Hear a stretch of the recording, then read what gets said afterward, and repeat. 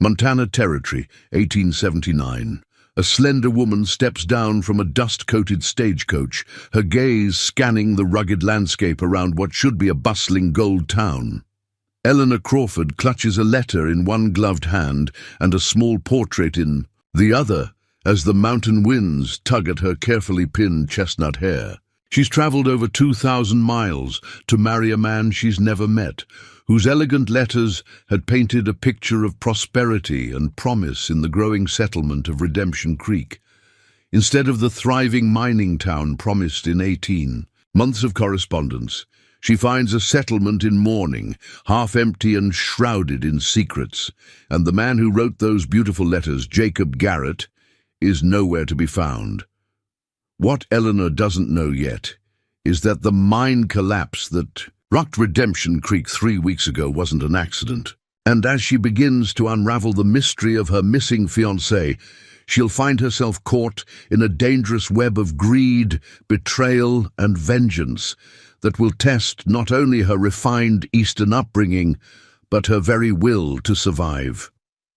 With unexpected allies, including the brooding, scarred U.S. Marshal, who seems to know more about Jacob than he admits, Eleanor will discover strengths she never knew she possessed. Before she can reclaim what rightfully belongs to her, she must first uncover the truth buried deeper than the gold, hidden in Montana's unforgiving mountains. Before we jump back in, tell us where you're tuning in from, and if this story touches you, make sure you're subscribed, because tomorrow I've saved something extra special for you. The journey from Boston to Redemption Creek had been grueling. 3 weeks of increasingly primitive transport, first by train, then by riverboat, and finally 2 days aboard a rattling stagecoach that seemed determined to test the limits of human endurance. Eleanor Crawford had traveled with little company, beyond her own thoughts and the bundle of letters from Jacob Garrett that she'd read so many times she could recite passages from memory. Her buttercup yellow traveling dress, once the pride of her modest wardrobe, was now creased and dust-stained, despite her best efforts. The matching hat, adorned with a single silk flower, had long since been packed away to preserve what little remained of its original shape. Her practical brown boots were scuffed beyond recognition. None of this would have mattered if Jacob had been waiting as promised. "Redemption Creek," the driver called down, his voice reflecting none of the promise the name suggested. "End of the line, ma'am." Eleanor gathered her reticule and adjusted her spectacles before peering through the window. What greeted her was a far cry from the thriving center of commerce and culture that Jacob had described in his letters. The main street showed signs of recent prosperity. Solid wooden buildings with actual glass windows, a 2-story hotel, even a small church with a proper steeple. But there was an undeniable pall hanging over everything. Some businesses were shuttered, and the few people visible moved with the heavy gait of those carrying an invisible burden. "There must be some mistake," she murmured, more to herself than anyone else. The driver, a grizzled man named Hank, who'd barely spoken 10 words since they'd left the last outpost, jumped down and began unloading her trunk. "No mistake, ma'am. This is Redemption Creek, such as it is these days." He spat a stream of tobacco juice into the dirt. "Where you headed exactly?" Eleanor stepped carefully onto the hard-packed earth, grateful that at least it wasn't muddy. Her legs trembled slightly after so many hours confined to the coach. "I'm to meet Mr. Jacob Garrett. He owns the Midas Touch Mine." Hank's weathered face went still. Jacob Garrett. A cold feeling settled in Eleanor's stomach. At 27, with intelligent hazel eyes behind practical spectacles and a slender build that belied her inner strength, she had always prided herself on her self-possession. She'd survived her father's death and the subsequent loss of their modest Boston home.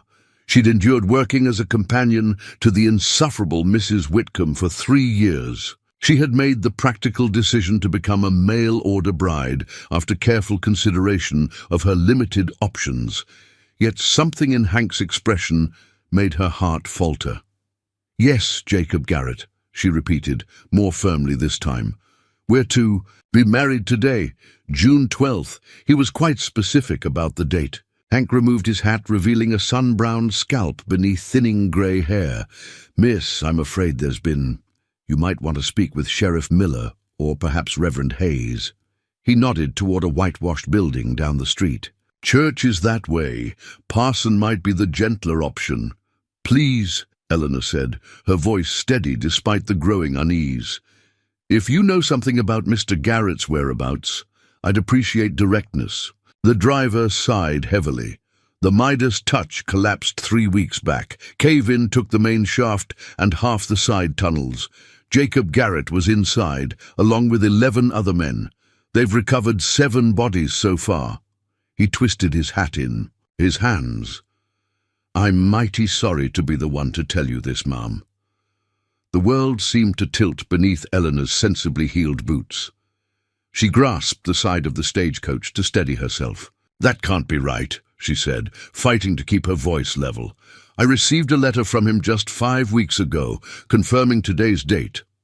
"Mail can be slow getting through these parts," Hank offered, clearly uncomfortable with her distress. "Letter probably went out before the collapse." Eleanor closed her eyes briefly, gathering her composure. Jacob Garrett had been her salvation, or so she'd believed. Their correspondence had grown from formal introduction to genuine connection over 18 months. He described his successful mining operation, his comfortable home built on the hillside overlooking Redemption Creek, and his desire for an educated partner rather than merely a housekeeper or bedmate. Eleanor had been drawn to his intelligence, his ambition tempered with kindness, and his apparent respect for her own mind. Now he was gone, and she was alone, nearly penniless, in a mining town 2,000 miles from anything familiar. "Is there somewhere I might stay while I consider my situation?" she asked finally. "Widow Abernathy runs a respectable boarding house," Hank replied. "Blue clapboard building 3 doors down from the Mercantile. Tell her I sent you. She sometimes makes arrangements for those in difficult circumstances." Eleanor nodded her thanks. She would not break down in the middle of the street in front of strangers. She would maintain her dignity, if nothing else. "I can manage my trunk," she began, but Hank waved her off. "I'll have one of the boys bring it along. No extra charge." His kindness nearly undid her carefully maintained composure. As the stagecoach departed in a cloud of dust, Eleanor found herself the subject of curious glances from the few people on the street. Taking a deep breath, she straightened her shoulders and began walking toward the blue clapboard building Hank had indicated. Each step felt leaden as the reality of her situation settled upon her like a physical weight. The boarding house proved easy to find. A hand-painted sign reading Abernathy Lodgings hung beside the door, which was flanked by 2 rocking chairs and a collection of potted geraniums that provided the first real color Eleanor had seen in Redemption Creek. Before she could knock, the door swung open to reveal a stout woman in her 50s with silver-streaked dark hair pulled back in a practical bun. Sharp blue eyes assessed Eleanor from head to toe. "You'd be the bride come for Jacob Garrett," the woman said matter-of-factly. "Word travels fast in small towns. I'm Sarah Abernathy." Eleanor Crawford. She managed to keep her voice steady. "I understand Mr. Garrett was in the mine when it collapsed." Sarah Abernathy's expression softened slightly. "Come inside, child. This isn't a conversation for the front porch." The interior of the boarding house was clean and modestly furnished, with a parlor to the right of the entryway and a dining room. Visible beyond, the scent of fresh-baked bread and coffee hung in the air, smells that would have been comforting under different circumstances. "Sit," Mrs. Abernathy directed, gesturing to a horsehair sofa. "I'll fetch some tea. You look like you could use something stronger, but tea will have to do for now." Eleanor sank onto the sofa, removing her gloves and setting them beside her reticule. A small clock ticked steadily on the mantel, marking time in a life suddenly bereft of direction. Mrs. Abernathy returned with a tea tray and poured a cup for Eleanor before settling into an armchair opposite her. Jacob Garrett was a good man, she said without preamble, one of the few mine owners who treated his workers fairly, paid wages on time, insisted on proper timbering even when it cut into profits. She stirred sugar into her own tea, made him some enemies among the other mine owners, but the men who worked for him would have walked through fire if he asked. "We corresponded for 18 months, Eleanor said, finding comfort in the simple facts. He seemed thoughtful, intelligent. He was both of those things, Mrs. Abernathy agreed, and excited about your arrival. Had his house all fixed up proper, with books and even a piano brought all the way from Denver." She paused. "It's a terrible shame what happened." The driver, Hank, mentioned a cave-in. Was it a natural occurrence? Eleanor asked, surprising herself with the question. Something flickered in Mrs. Abernathy's eyes. "That's what the official report says. Natural shifting of the rock face, weakened support beams."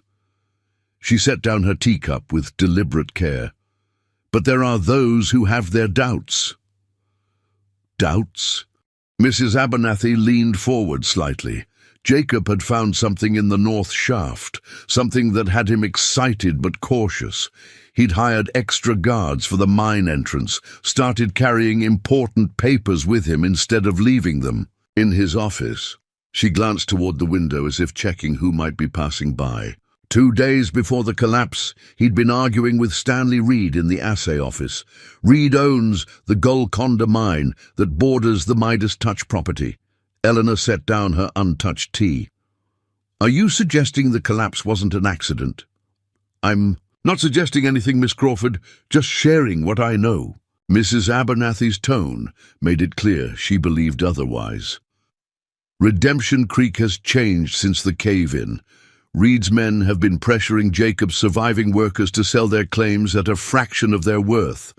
The sheriff seems uninterested in investigating despite evidence of tampering brought to him by William Hayes, Jacob's foreman." A knock at the door interrupted their conversation. A young boy stood on the porch, Eleanor's trunk beside him. "Driver said to bring this here," he explained, as Mrs. Abernathy directed the boy to take the trunk upstairs. Eleanor remained seated, her mind racing.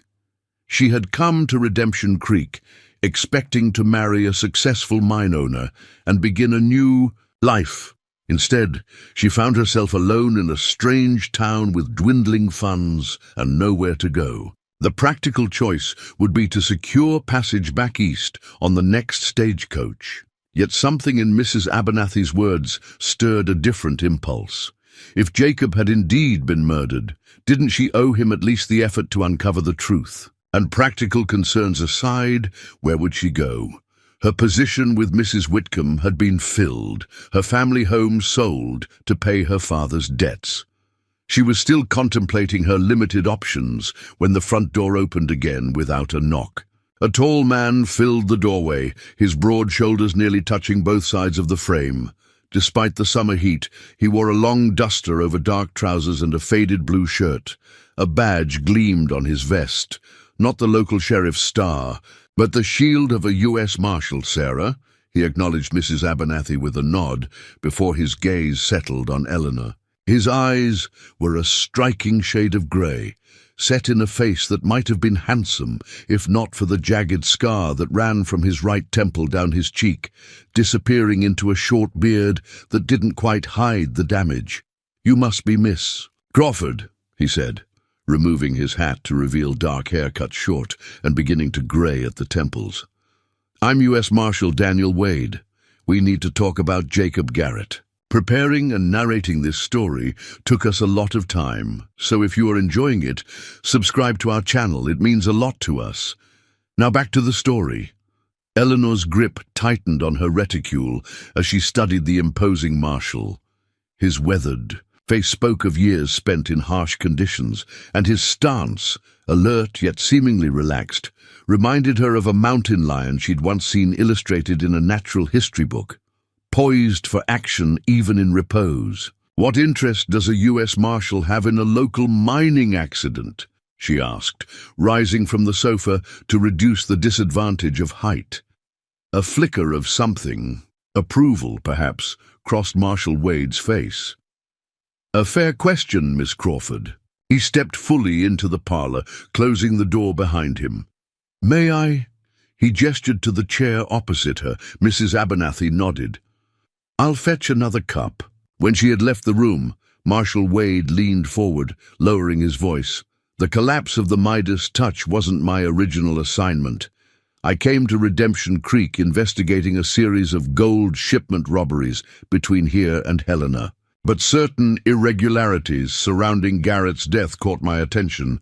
"What irregularities?" Eleanor asked. "For one, the timing. Jacob was killed 3 days after he filed an official boundary dispute with the Territorial Land Office." The marshal's expression remained carefully neutral. He claimed Stanley Reed's Golconda mine had been working a vein that crossed onto Midas Touch property. Mrs. Abernathy returned with another cup, which the marshal accepted with a nod of thanks. "You believe Mr. Reed had something to do with the collapse?" Eleanor said, after Mrs. Abernathy had settled back into her chair. "I believe it's a remarkable coincidence that the collapse occurred in the precise section of the mine where Jacob claimed Reed was stealing his gold."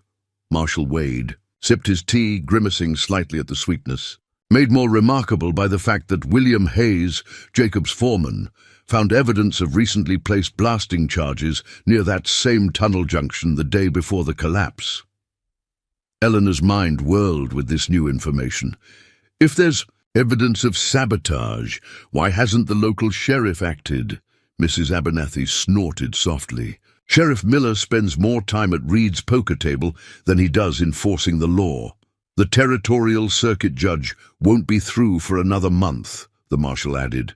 "By then, Reed will have consolidated his control over most of Redemption Creek's mining operations, including what's left of the Midas Touch claim." Eleanor frowned.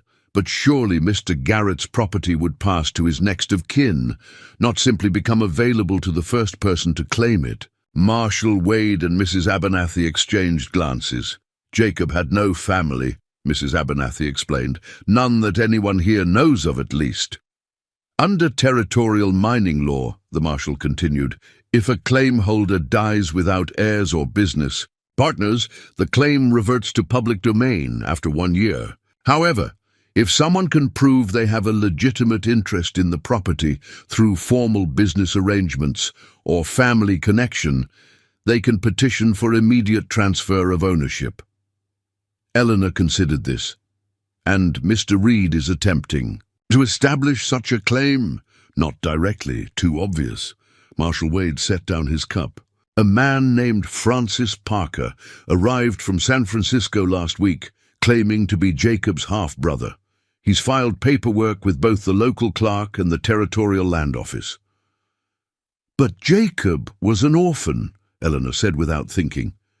"He was raised in the St. Vincent Home for Boys in Philadelphia until he was 14. The marshal's eyes sharpened with interest. "You're certain of this?" "He mentioned it in his 3rd letter to me. He said it was why he valued self-reliance and why he had created his success without the advantage of family connections or inherited position." She had memorized that particular passage, touched by the parallels to her own reduced circumstances following her father's death. "That's valuable information, Miss Crawford." For the first time, a ghost of a smile touched the marshal's scarred face. "Parker's claim just became considerably more complicated." Eleanor straightened her shoulders. "I still don't understand why you're sharing this with me, Marshal Wade. While I appreciate being informed about Mr. Garrett's situation, I fail to see how I can be of further assistance." The marshal studied her for a long moment. "Jacob's letters to you might contain information he shared with no one else, details about what he found in the North Shaft, specifics about his dispute with Reed, or other business matters that could help establish the truth about his death." A chill ran through Eleanor, despite the warmth of the parlor. "You want to read my private correspondence with Mr. Garrett?" Only what might be relevant to the investigation, he clarified, and only with your permission. She hesitated, torn, between protecting the privacy of Jacob's words and potentially helping bring his killers to justice. There's something else you should consider, Miss Crawford, Mrs. Abernathy interjected gently. As Jacob's intended bride, with documented correspondence discussing business matters, you might have grounds to claim an interest in the Midas touch yourself. Eleanor blinked in surprise. Surely a mere engagement wouldn't qualify me as having a legitimate interest in his property. Normally, no, Marshal Wade acknowledged. But Jacob's last registered will, filed with the territorial court in Helena last year, mentioned providing for his future wife, though it didn't specify a name. If you can establish that you were that intended bride through your correspondence, combined with evidence he was preparing for your arrival, it would at least delay Reed's plans until the circuit judge arrives. Mrs. Abernathy finished. Give the marshal time to build a case about the sabotage. Eleanor rose and walked to the window, needing space to think. The street outside was growing busier as afternoon faded toward evening. Men in dusty work clothes made their way toward what she presumed was the saloon, while shopkeepers swept their boardwalks in the day's waning light. She had come to redemption, Creek expecting marriage, stability, perhaps eventually affection. Instead, she found herself being drawn into what appeared to be a murder investigation and a high-stakes property dispute. The sensible course would be to distance herself completely, to use what little money she had left to secure passage back, east. But to what? No home, no position, and the looming threat of accepting her father's former business partner's persistent offer of marriage, a man 30 years her senior whose wandering hands during his visits had made his true interest in her painfully clear. She turned back to face the marshal and Mrs. Abernathy. My trunk contains all of Mr. Garrett's letters, as well as copies of my responses that I made before sending them. You're welcome to review them, Marshal Wade. She paused. However, I retain the right to determine which portions are relevant to your investigation, he nodded, accepting her terms. Fair enough. And the matter of the claim? Eleanor drew a steadying breath. If there is indeed a legitimate basis for me to assert an interest in Mr. Garrett's property, I would be willing to explore that option, not out of any desire for personal gain, but because it seems Mr. Garrett deserves better than to have his life's work stolen by the very man who may have arranged his death. Something that might have been respect flickered in the marshal's grey eyes. I'll arrange for you to meet with Judge Wilson's clerk tomorrow. He can advise on the legal particulars. In the meantime, Mrs. Abernathy said, rising, you'll need a place to stay. I have a room at the back of the house, small but private, with its own entrance. $2 a week includes breakfast and supper. Eleanor mentally reviewed her finances. After the stagecoach fare and necessary expenses during her journey, she had exactly $27.43 remaining. If she were frugal, it would last nearly 3 months at Mrs. Abernathy's rates. That would be most appreciated, she said. A knock at the door interrupted their conversation. Mrs. Abernathy opened it to reveal a young man of about 20, with sandy hair and earnest blue eyes. Pardon the intrusion, Mrs. Abernathy, he said, removing his hat. Doc Sullivan sent me to fetch the marshal. There's been trouble at the Midas Touch property. Marshal Wade was on his feet immediately. What kind of trouble, Sam? William Hayes was checking the remaining equipment in the North Tunnel when he encountered some of Reed's men. There was an altercation. The young man twisted his hat nervously. Hayes was shot. He's at the doctor's office now, asking for you specifically. Wade turned to Eleanor. We'll continue this discussion later. For now, I suggest you settle in and rest. It's been a long journey, and tomorrow will bring its own challenges.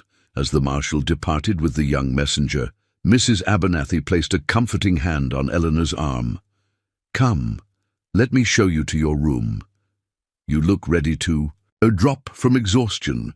Eleanor allowed herself to be led upstairs, her mind still processing the whirlwind of information. The room was indeed small but clean, with a narrow bed, a washstand with porcelain pitcher and bowl, and a small writing desk beneath the window that overlooked a kitchen garden behind the house. "Supper's at 6, Mrs. Abernathy informed her. "Nothing fancy but filling. Breakfast at 7.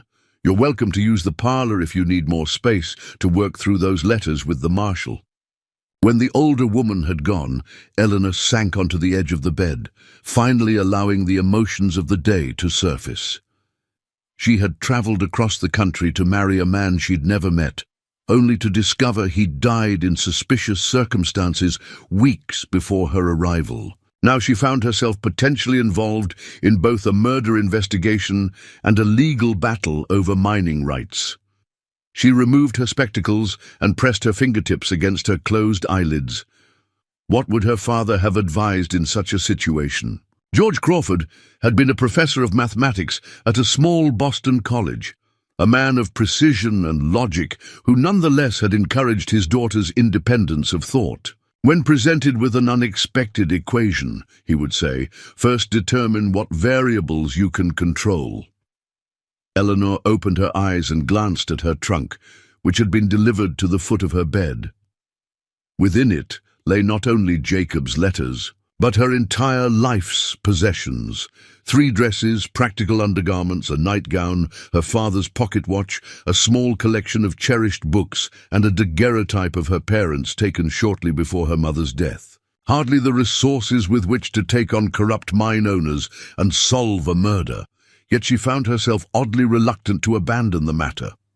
Perhaps it was the lingering sense of connection she felt to Jacob through his letters, or perhaps it was simply that after years of accommodating others' needs and desires, first as a dutiful daughter, then as Mrs. Whitcomb's companion, she found herself drawn to a purpose of her own choosing. As the last light of day faded from her window, Eleanor made her decision. She would stay in Redemption Creek, at least long enough to learn the truth about Jacob Garrett's death. She owed him that much for the hope his letters had given her during the darkest period of her life. And if, in the process, she could prevent Stanley Reed from profiting from murder, so much the better. Supper at the Abernathy boarding house proved to be a subdued affair. Besides Eleanor, there were 3 other boarders: Miss Lucille Hammond, a spinster schoolteacher with wire-rimmed spectacles and a perpetually worried expression; Edison Pierce, an elderly assayer who had lost his business in the mine collapse, but continued to offer his services from a small office behind the mercantile; and Peter Simmons, a quiet young telegrapher who maintained the town's tenuous connection to the outside world. The conversation centered primarily on William Hayes's condition, which Miss Hammond had gleaned from her position as occasional assistant. To Doc Sullivan, "The bullet passed clean through his shoulder," she reported, as Mrs. Abernathy served a hearty beef stew. "Doc says he's lucky. An inch to the right, and it would have hit something vital." "Did he say what happened?" Eleanor asked, trying to piece together the events that had occurred before her arrival. Only that he was checking the secondary ventilation shaft when he encountered 3 men who claimed to be working for Reed. Peter's voice was soft but clear. They ordered him off the property, claiming it now belonged to Mr. Parker as Jacob's heir. When Hayes refused, showing his legal papers as mine foreman, one of them shot him, Edison snorted derisively. "Legal papers don't mean much when facing men like Tucker Jones. Reed's head of security is a former bounty hunter with 6 notches on his gun. Man would shoot his own mother if Reed paid him enough." "Edison," Mrs. Abernathy chided, though without much conviction. "It's the truth, Sarah, and Miss Crawford deserves to know what kind of men she's dealing with." The elderly assayer turned to Eleanor. "Stanley Reed came to Redemption Creek 3 years ago with Eastern money behind him, bought up the Golconda claim when it was barely producing, and turned it into the second most profitable operation in the territory. Man's ambitious, ruthless, and doesn't take kindly to obstacles. And Jacob Garrett was an obstacle? Eleanor asked. The biggest. Edison nodded. Midas Touch was producing twice the gold of the Golconda with half the workers, thanks to Jacob's innovations in extraction methods. Plus, his men were loyal because he treated them fair. Profit-sharing, decent housing, even a small school. For the children. I teach there, Miss Hammond added, or did before the collapse. Now most of the families have moved on, seeking work elsewhere. Eleanor considered this information carefully. Mr. Garrett never mentioned problems with Mr. Reed in his letters to me. He described his business as thriving, but straightforward.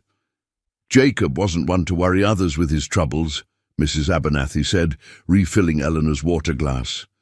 Especially a lady he was courting, Peter cleared his throat. He did send several telegrams to a lawyer in Helena in the weeks before the collapse.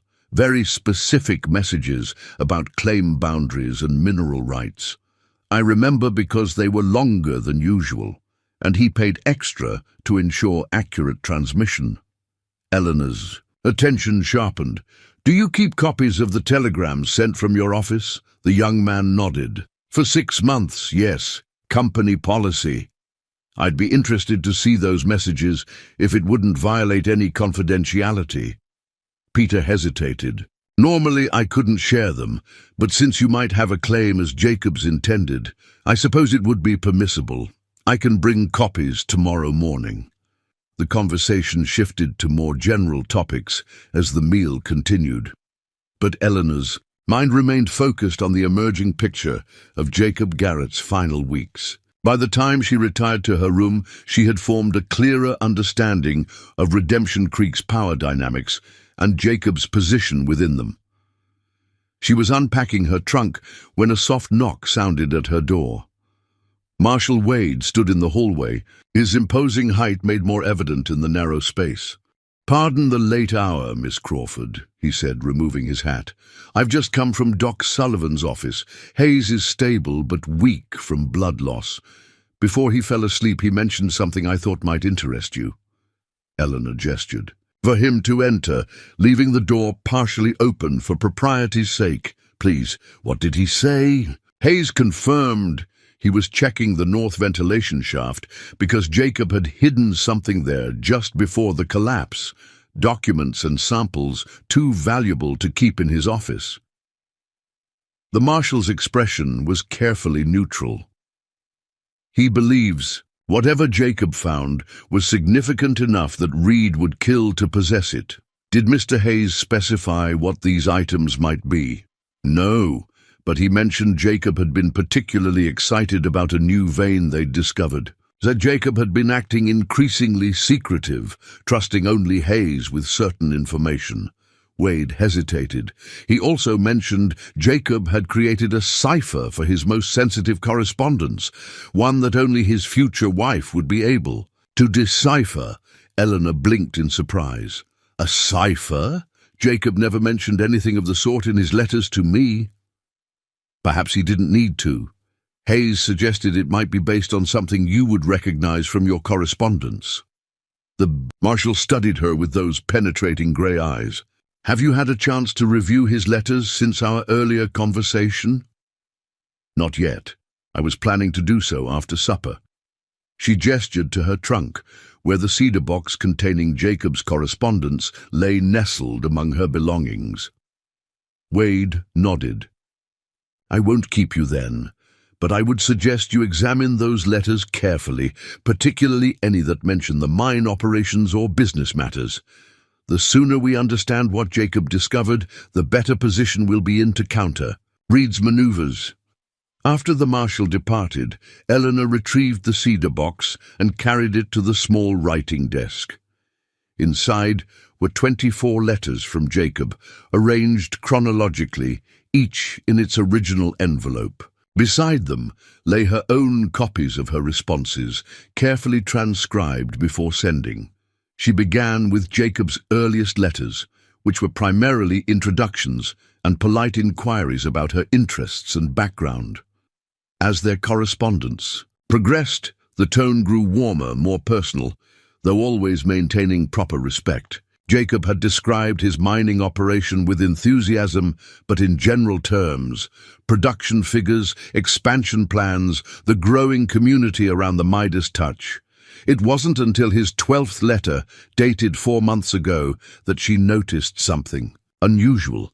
In the midst of a paragraph about spring arriving in the mountains, Jacob had written, "When the columbines bloom on the high slopes, we miners know the worst of winter has passed. Their 5-pointed stars remind me of the constellation." Cassiopeia, you mentioned enjoying in your night sky observations. I think often of your description of stargazing from your father's garden, how the quiet mathematics of celestial movements brought you comfort after his passing.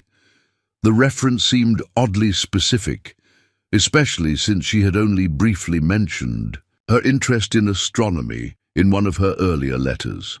And while she had indeed found solace in stargazing after her father's death, she wasn't certain she had expressed it in quite those terms. Eleanor reached for her copy of the response she had sent to that letter. She had acknowledged his reference to Cassiopeia, but hadn't elaborated further, assuming it was simply polite conversation. Returning to Jacob's letters, she found 2 more similar references in subsequent correspondence. One to the golden ratio of a perfect crystal formation discovered in the mine, and another to Fibonacci's sequence appearing in the most unexpected places, like nature's own signature.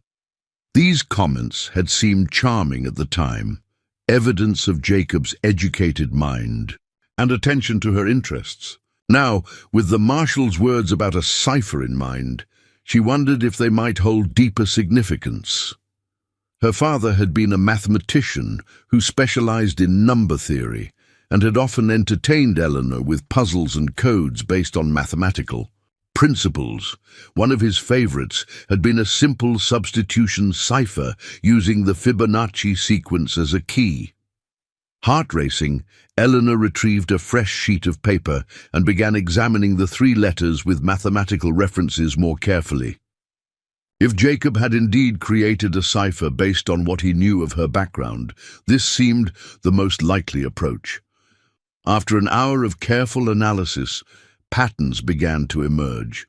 Certain words in those letters seemed deliberately chosen, their placement unnaturally precise. When she applied a basic Fibonacci substitution to the first letter of each of these words, a message appeared. North shaft, 3rd support beam, hollow contains proof, reed stealing gold, and more valuable discovery documentation. In office, safe combination 1842-733. Eleanor sat back, her hands trembling slightly. This was it, the cipher Hayes had mentioned. Jacob had hidden his evidence in the mine itself, with duplicates secured in his office safe. The combination matched the numbers the marshal had mentioned finding marked in the book. A soft creak outside her door jerked Eleanor's attention away from the cipher. Through the partially open doorway, she glimpsed a shadow moving in the hallway. Too large to be Mrs. Abernathy, too stealthy to be one of the other boarders. Quickly, she extinguished her lamp, plunging the room into darkness, broken only by moonlight filtering through the curtains. The floorboard outside her door creaked again, followed by the unmistakable sound of the doorknob turning slowly. Eleanor reached for the small Derringer pistol her father had insisted she carry on her journey west. She had never fired it at anything other than targets, but she raised it steadily as the door began to open wider. A large figure filled the doorway, silhouetted against the dim light from the hall sconce. Not Marshal Wade. This man was broader, with a distinctive bowler hat visible in outline. His hand rose, revealing the dull gleam of a revolver. Without conscious thought, Eleanor squeezed the Derringer's trigger. The report was deafening in the small room, accompanied by a flash that momentarily blinded her. A pained grunt and the thud of something heavy hitting the floor followed. Doors flew open along the hallway. Mrs. Abernathy appeared with a shotgun in hand, while Peter emerged from his room, clutching a poker from his fireplace. "Eleanor, are you all right?" Mrs. Abernathy called, her voice steady despite the situation. "Yes," Eleanor managed, rising from her chair on shaky legs, "but I believe someone was trying to enter my room." Peter had retrieved a lamp and now held it over the fallen figure. The man lay sprawled half in and half out of Eleanor's doorway, blood seeping from a wound in his upper chest. The bowler hat had rolled across the floor, revealing a shock of ginger hair. "That's Oliver Doyle," Mrs. Abernathy said grimly. "One of Reed's new men, arrived in town last week." Eleanor stared at the wounded intruder, the derringer still clutched in her trembling hand. "He had a gun. I saw it when he opened the door." Peter knelt to examine the fallen man. "He's alive, but the bullets lodged deep. We need to get Doc Sullivan." "I'll go," offered Edison, who had appeared in his nightshirt and cap. "The marshal should know about this too." As the elderly assayer hurried downstairs, Mrs. Abernathy placed a gentle hand on Eleanor's shoulder. "Come to the kitchen, child. You need something stronger than tea after this." Eleanor allowed herself to be led downstairs, her mind still processing what had just occurred. She had shot a man, an experience she had never imagined having. Let alone on her first night in Redemption Creek. More disturbing was the realization that Reed had already identified her as a threat, enough to send one of his men to eliminate her, which meant the cipher she had just decoded was indeed valuable, and Jacob's hidden evidence might be the key to understanding not only his death, but the true value of the Midas touch claim. She had uncovered part of the puzzle, but many questions remained. Why had Jacob been so secretive about his discovery? What had he found that was even more valuable than gold? And most pressingly, could she reach the evidence before Reed's men discovered its location? As Mrs. Abernathy poured whiskey into a teacup with steady hands, Eleanor made a silent vow. She had come to Redemption Creek seeking a new beginning. Instead, she had found mystery, danger, and the echo of a voice silenced. Too soon. For Jacob's sake, and now for her own, she would uncover the truth no matter the cost.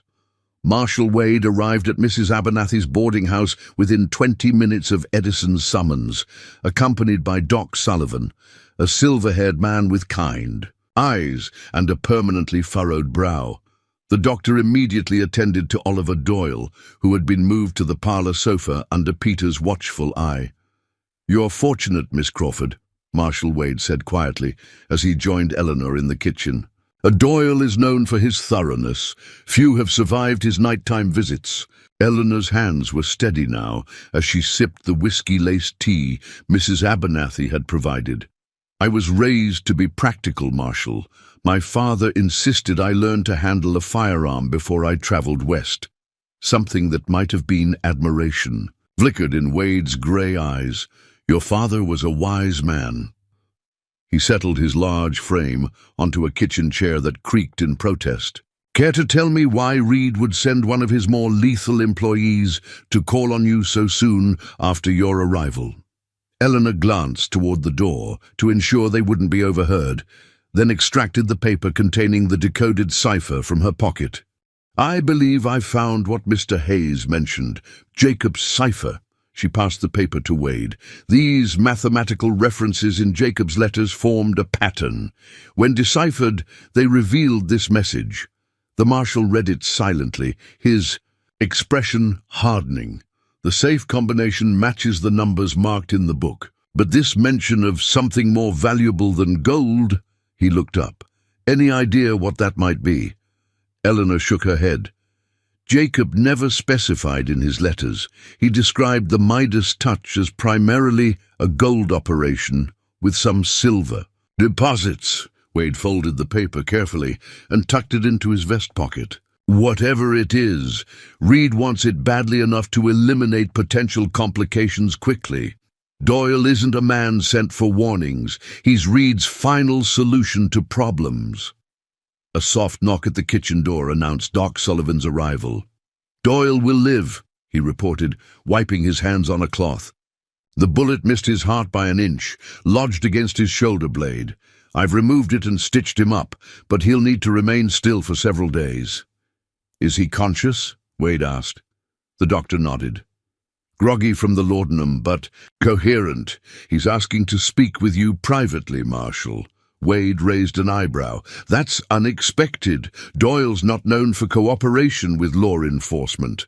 Perhaps a bullet in the chest has encouraged him to reconsider his allegiances," Eleanor suggested. The Marshal's scarred face creased in what might have been the ghost of a smile. "Perhaps. Doc, stay with Miss Crawford. Mrs. Abernathy has a shotgun, but I'd prefer additional protection in case Reed sends reinforcements." As Wade departed for the parlor, Doc Sullivan settled into the chair he had vacated. "So you're Jacob's mail-order bride," he said, studying Eleanor with kind but assessing eyes. "He spoke of you often these past months. Was quite excited about your arrival." Eleanor felt a pang of grief for the man she would never meet, whose letters had painted such a promising future. "You knew him well." "As well as anyone in Redemption Creek, I suppose.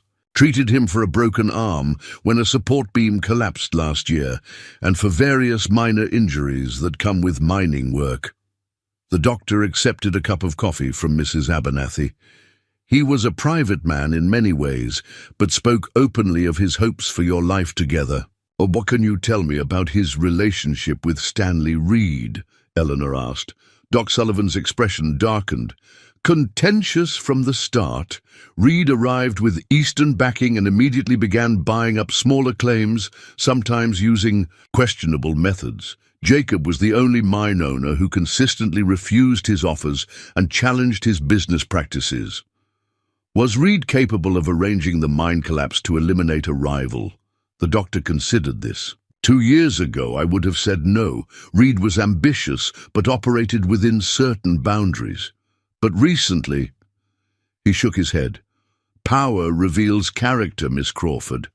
As Reed's influence in Redemption Creek has grown, so has his willingness to cross lines previously unthinkable." Their conversation was interrupted by Marshal Wade's return. His expression was grim as he addressed Eleanor. "Doyle has confirmed our suspicions. Reed ordered him to retrieve Jacob's letters from you and eliminate any potential witnesses." He glanced at Doc Sullivan. "He's also confirmed that the collapse was deliberately engineered. Reed hired specialists from Nevada with experience in controlled demolitions." Eleanor felt a chill despite the kitchen's warmth. "And Mr. Hayes, was he specifically targeted today?" According to Doyle, Reed learned Hayes had been accessing the north shaft despite the collapse having sealed most of the mine. He suspected Hayes was retrieving something Jacob had hidden. Wade's jaw tightened. "Reed has offered a substantial reward for anyone who finds and delivers certain documents and samples Jacob secured before his death." "The evidence from the cipher," Eleanor murmured. "We need to reach it before Reed's men do." "Agreed, but not tonight." Wade glanced at the kitchen clock, which showed nearly midnight. "Reed will have men watching Jacob's property now, especially after Hayes's shooting. We'll need daylight and a strategy." Doc Sullivan cleared his throat.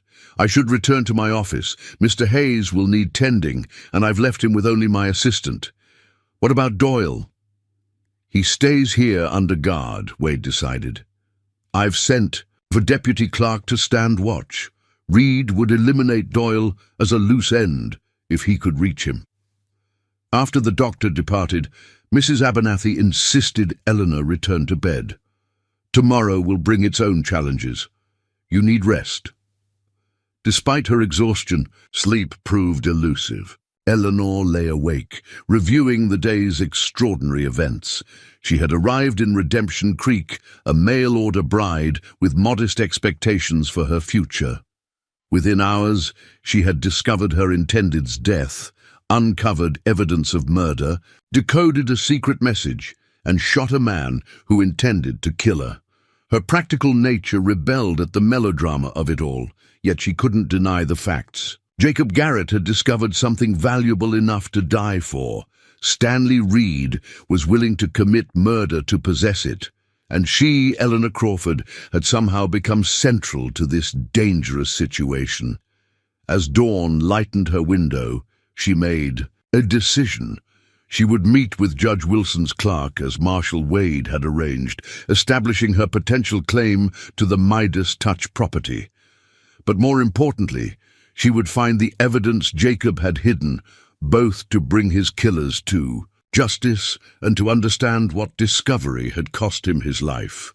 When she descended for breakfast, Marshal Wade was already in the dining room conferring with Deputy Clark, a young man with earnest features and a nervous habit of adjusting his collar. "How is Mr. Doyle this morning?" she asked, accepting a cup of coffee from Mrs. Abernathy. "Surprisingly talkative," Wade replied.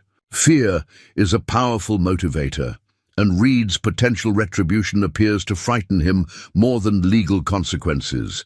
He's provided details about Reed's operation, including the names of the men who set the charges that caused the mine collapse. Will that be enough to arrest Mr. Reed?" Wade shook his head. "We need physical evidence linking him to the sabotage. Doyle wasn't directly involved in the collapse. He's primarily Reed's problem solver for more targeted eliminations." The Marshal's expression made clear exactly what that euphemism meant. Eleanor considered this as she ate the hearty breakfast Mrs. Abernathy provided. The cipher mentioned evidence hidden in both the north shaft and in Jacob's office safe. Which location would be easier to access? "The house is less guarded than the mine," Wade said. "Reed has focused his security on the Midas Touch property itself, particularly the north shaft entrance that survived the collapse." "Then we should start with the house," Eleanor decided. "When is my appointment with Judge Wilson's clerk?" 10 o'clock. Mr. Hollister has agreed to meet us at his office next to the Territorial Bank. Wade studied her with those penetrating grey eyes. "Are you certain you want to pursue this, Miss Crawford? Establishing a claim to the Midas Touch will only increase Reed's determination to eliminate you as an obstacle." Eleanor met his gaze steadily.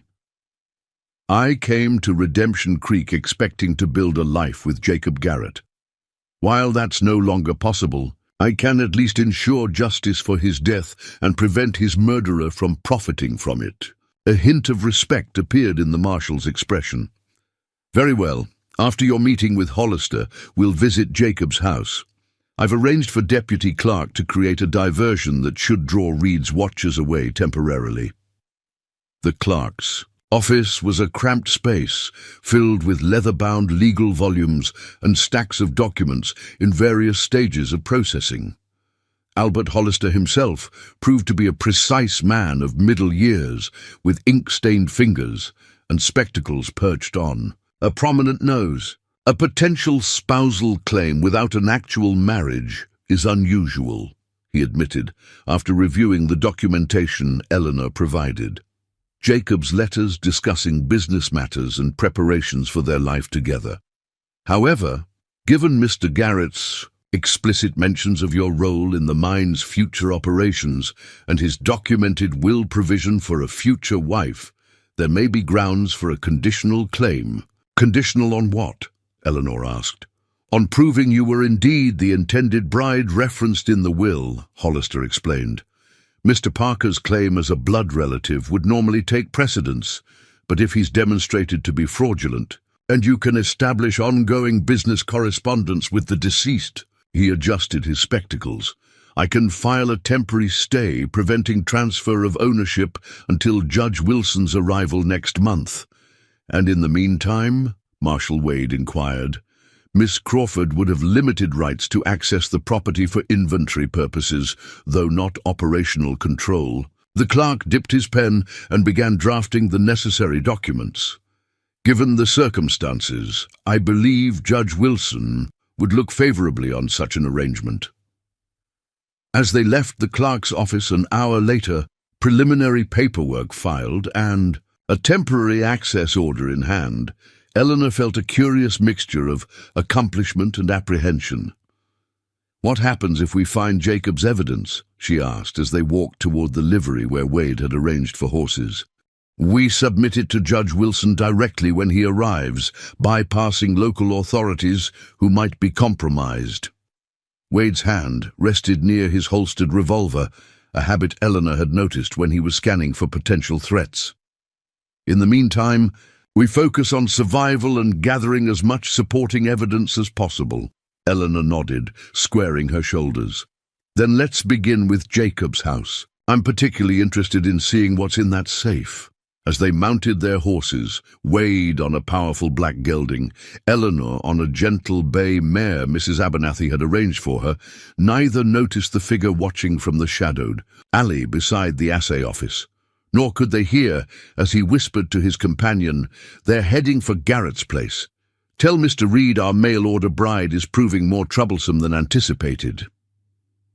Jacob Garrett's house stood on a gentle rise overlooking Redemption Creek, a testament to his success and optimism. Unlike the hastily constructed buildings common in mining towns, this was a permanent structure, a two-story home built of locally quarried stone and quality timber, with large windows that caught the mountain light.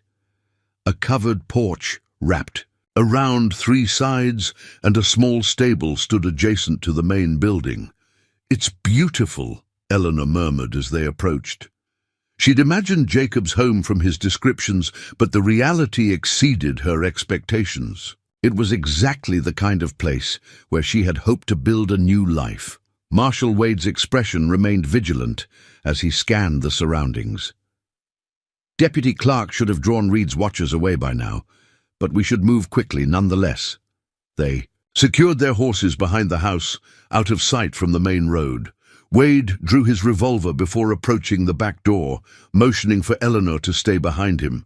The door was locked, but Wade produced a set of slender tools from his coat pocket. "A skill from your younger days?" Eleanor asked, watching as he manipulated the lock with practiced movements. A wry smile touched his scarred face. "Let's just say, the law sometimes requires methods the law doesn't officially sanction." The lock yielded with a click, and they entered what proved to be a well-appointed kitchen. Copper pots hung from ceiling hooks, and a cast-iron stove dominated one wall. Everything was meticulously organized, but showed a thin layer of dust, evidence of 3 weeks without occupancy. Eleanor moved through the house with a strange sense of familiarity. Jacob had described each room in his letters, and she found herself recognizing spaces she had never physically seen before. The parlor with its riverstone fireplace, the dining room set with fine china and crystal, now dust-covered, the study lined with bookshelves. Most poignant was a smaller room off the main hallway that Jacob had designated as her private sitting room. Here were the piano he had mentioned ordering from Denver, comfortable chairs positioned to catch the best light for reading, and an easel with painting supplies, remembering her mention of enjoying watercolors as a girl. "He prepared for everything," she said softly, running her fingers along the piano's polished surface. Wade, who had been examining the house with a lawman's eye for details, nodded. "Jacob was thorough in all things, which is why I believe his office safe will contain exactly what he promised in that cipher." The office occupied the southeast corner of the first floor, a handsome room dominated by a massive oak desk. Maps of the Midas Touch property hung on the walls, along with geological surveys and framed mining certificates. The safe stood in the corner, a substantial iron box with a combination dial gleaming dully in the light, filtering through lace curtains. Eleanor consulted the decoded cipher. "The combination is 1842-733. Wade turned the dial with careful precision, and the safe door swung open with a metallic groan. Inside were stacks of documents, several leather-bound ledgers, a small cash box, and a wooden case approximately the size of a cigar box. They removed the contents methodically, organizing them on the desk for examination. The ledgers contained detailed records of the Midas touch operations, production figures, payroll, equipment purchases, and maintenance costs. The documents included deeds, claim registrations, and correspondence with suppliers and buyers. Jacob was exceptionally well organized, Eleanor observed, paging through one of the ledgers. Every transaction is documented with precision. The mark of a man with nothing to hide, Wade agreed, examining the property deeds. And a stark contrast to Reed's operation. According to Doyle, Reed maintains 2 sets of books, one for official review and one showing actual production. In a folder marked Boundary Dispute, they found what appeared to be the heart of Jacob's conflict with Reed. Surveyors' reports, official claim maps, and a series of increasingly heated letters between Jacob and Reed regarding ore extraction along their shared property line. Here, Wade said, extracting a document dated just 2 weeks before the collapse. Jacob commissioned an independent survey that shows Reed's operation tunneled nearly 30 yards into Midas Touch property. Based on production reports, Reed extracted approximately $50,000 worth of gold from Jacob's claim over 6 months. That would certainly constitute motive, Eleanor said, especially if Jacob was preparing to file formal charges, which this indicates he was. Wade held up another document, a partially completed legal complaint addressed to the Territorial Mining Commissioner. Reed would have faced not only financial penalties, but potential criminal charges for claim jumping and theft. Eleanor turned her attention to the wooden case, which was secured with a small brass lock. A quick search of the desk drawers yielded a ring of keys, one of which opened the case. Inside, nestled in velvet lining, lay 6 stone samples approximately the size of walnuts. They appeared unremarkable at first glance, greyish rocks with crystalline structures visible on their broken surfaces. "These don't look like gold ore," Eleanor said, lifting one carefully. Wade examined another sample, his expression shifting from puzzlement to dawning comprehension. "They're not gold." He looked up, eyes intense. "Unless I'm mistaken, these are diamond kimberlite samples." Eleanor blinked in surprise. "Diamonds? In Montana?" "It's not without precedent.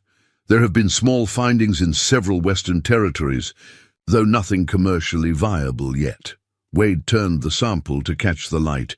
"But if Jacob found a substantial diamond pipe on his property, it would be worth far more than even the richest gold vein," Eleanor finished, understanding, dawning, and explaining why he became increasingly secretive and cautious. Beneath the diamond samples lay a sealed envelope addressed in Jacob's neat handwriting for the attention of the Territorial Mining Commissioner. Wade opened it carefully to reveal a detailed report on the discovery, complete with assay results from an independent laboratory in Denver, confirming the stones were indeed diamonds of commercial quality. "The assay is dated 1 week before the collapse," Eleanor noted. "Jacob was preparing to register his discovery officially, which Reed somehow learned about and acted to prevent." Wade replaced the report in the envelope. "This is the evidence. We need proof of both the boundary violation and the diamond discovery that prompted Reed to eliminate Jacob." A floorboard creaked in the hallway outside the office. Wade moved with lightning speed, drawing his revolver and positioning himself between Eleanor and the door in one fluid motion. "Marshal Wade," called a familiar voice. "It's Deputy Clark." Wade relaxed marginally, but didn't lower his weapon. "Enter slowly, Deputy." The young lawman appeared in the doorway, his expression urgent. "Reed's men have returned earlier than expected. Tucker Jones and at least 4 others are heading this way now," Wade cursed under his breath. "How much time do we have?" 5 minutes, maybe less. They're coming up the main road on horseback. Clark's gaze darted nervously to the window. Eleanor quickly gathered the most crucial documents, the boundary survey, the legal complaint, and the diamond report, and slipped them into her reticule. Wade secured the stone samples in their case and tucked it inside his coat. "Is there another way out?" Eleanor asked, remembering Jacob's descriptions of the house. "The root cellar connects to a tunnel that leads to the hillside," Clark offered. "Jacob had it built as an emergency exit in case of fire. Entrance is through the pantry off the kitchen." Wade nodded approvingly. "Lead the way, deputy." They moved swiftly through the house to the kitchen. Clark pulled aside a large storage cabinet in the pantry to reveal a trapdoor set into the floor. The sound of approaching horses became audible from outside. "I'll hold them off," Clark said, drawing his revolver. "Give you time to get clear." Wade shook his head. "Too risky. They'll kill you without hesitation. Then I'll create a diversion from the front. Make them think you're trying to escape that way." Before Wade could object, Clark was already moving toward the front of the house. "Get that evidence to Judge Wilson, Marshal. It's our only chance to end Reed's control of Redemption Creek." Eleanor and Wade descended into the root cellar as Clark's footsteps receded. The space was cool and dark, with shelves of preserved foods lining the walls. A narrow tunnel, shored up with timber supports like a mine shaft, led away from the house. "Your deputy is brave," Eleanor observed as Wade lit a lantern he found hanging by the tunnel entrance. "Brave but foolhardy. Reed's men won't hesitate to shoot a lawman if they think he's interfering with their business." Wade's expression was grim as he led the way into the tunnel. Clark's young yet, still believes in heroic gestures. The tunnel stretched approximately 50 yards, gradually sloping upward until it emerged behind a stand of juniper trees on the hillside above the house. Through the branches, they could see Reed's men surrounding the building. Tucker Jones, a tall man with a distinctive black duster, directed the others to different entrances. A shot rang out from inside the house, followed by several more in quick succession. "Clark!" Wade muttered, his jaw tightening. "Come on! We need to reach the horses." They circled wide around the property, using the terrain for cover. Their mounts remained where they had left them, tethered behind a small storage shed. As they prepared to ride, more gunfire erupted from the house. "We can't just leave him," Eleanor said, torn between escaping with the evidence and helping the young deputy. Wade's expression was conflicted, reflecting the same dilemma. Clark knew the risks. "Our priority has to be securing this evidence and getting it to Judge Wilson. You know they'll kill him," Eleanor pressed. Before Wade could respond, they heard shouting from the front of the house. Peering carefully around the shed, they saw Clark emerge onto the porch, hands raised in surrender.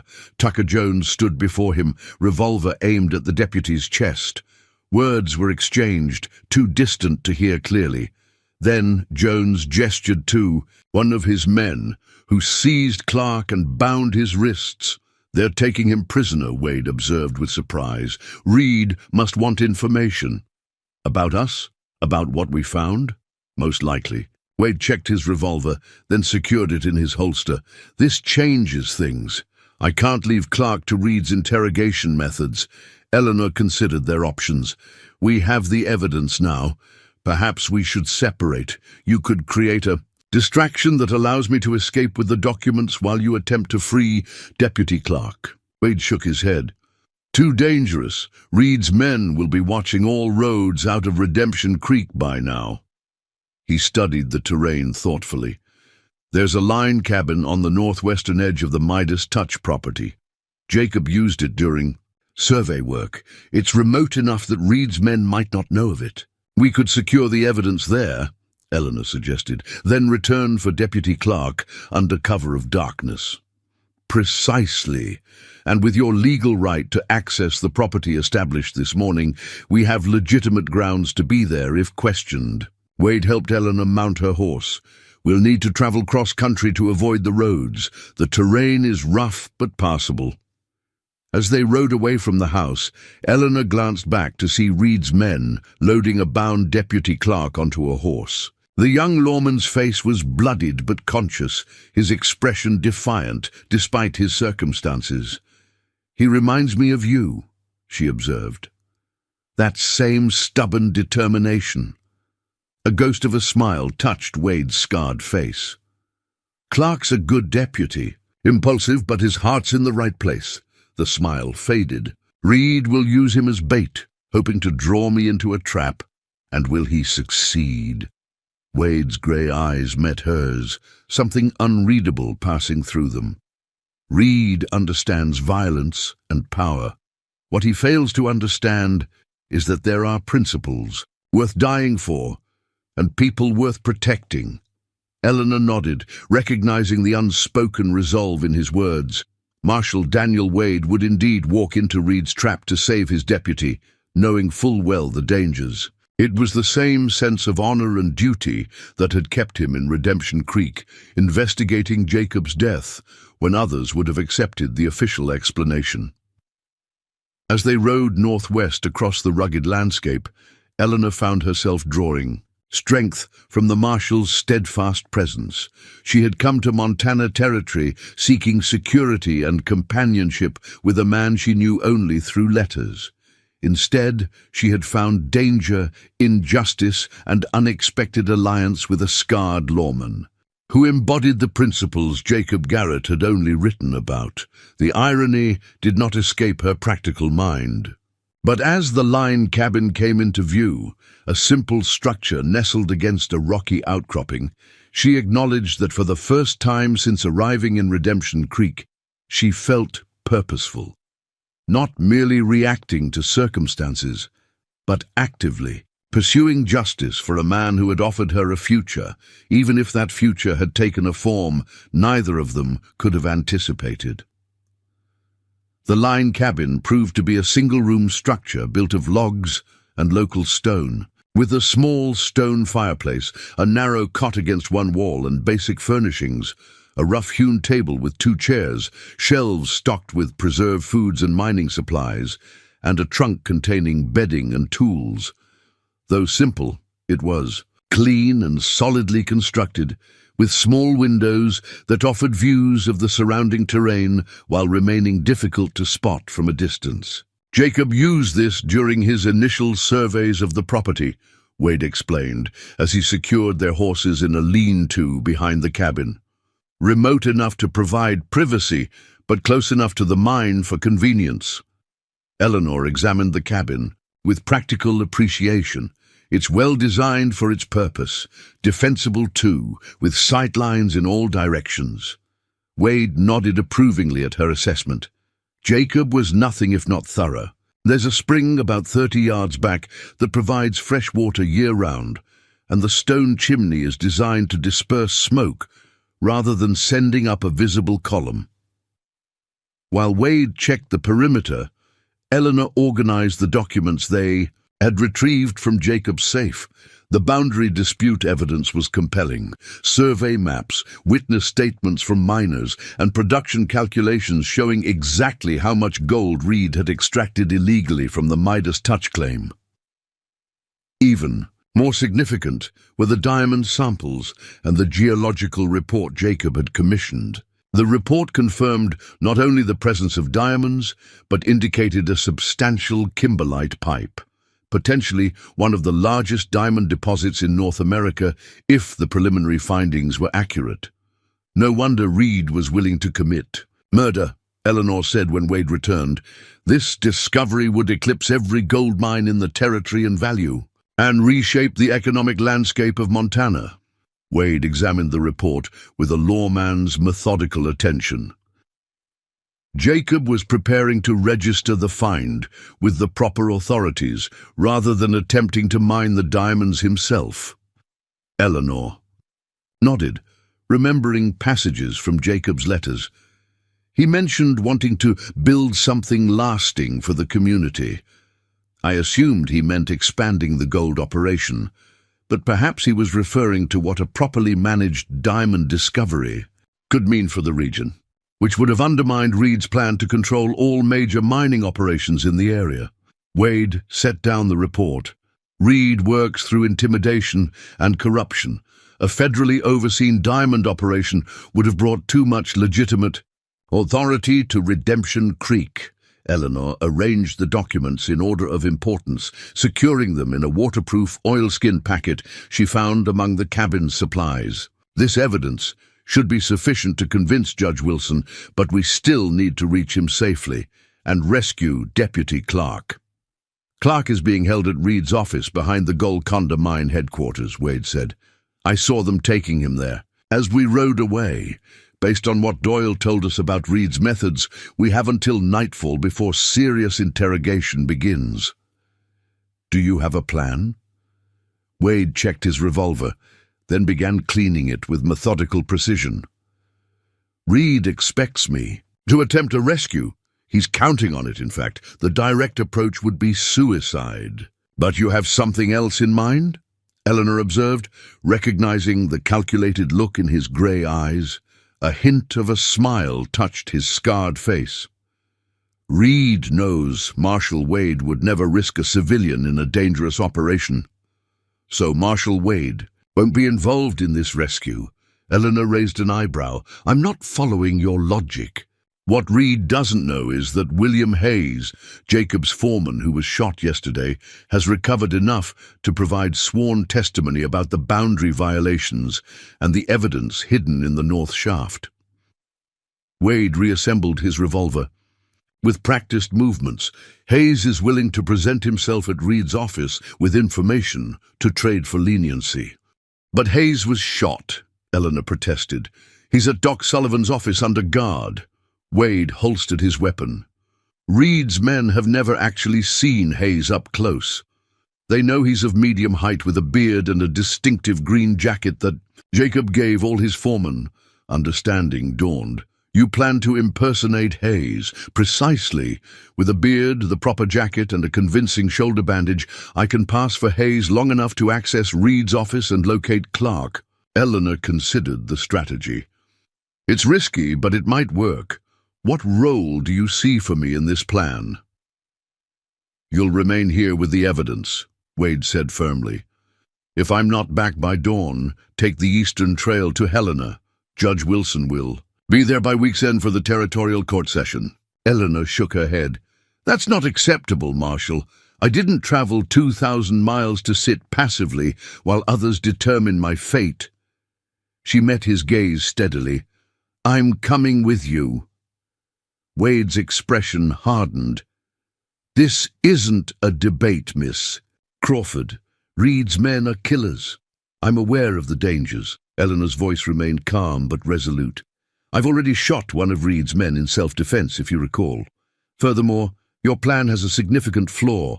You need someone to create a diversion that allows you to enter in disguise. The Marshal opened his mouth to object, then closed it, recognizing the truth in her words. What did you have in mind? Stanley Reed doesn't know me, but he knows of me, the mail-order bride whose arrival might complicate his plans. Eleanor outlined her thoughts.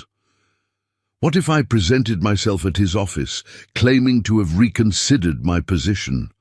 I could offer to relinquish any claim to the Midas touch in exchange for safe passage back east. He wouldn't believe such a convenient surrender, Wade argued. He would if I appeared appropriately frightened and overwhelmed, Eleanor countered. A refined Eastern lady confronted with violence and danger, seeking the easiest escape.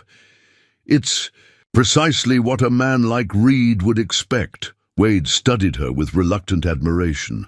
While he's distracted with you, I could enter as Hayes through the rear entrance Doyle described.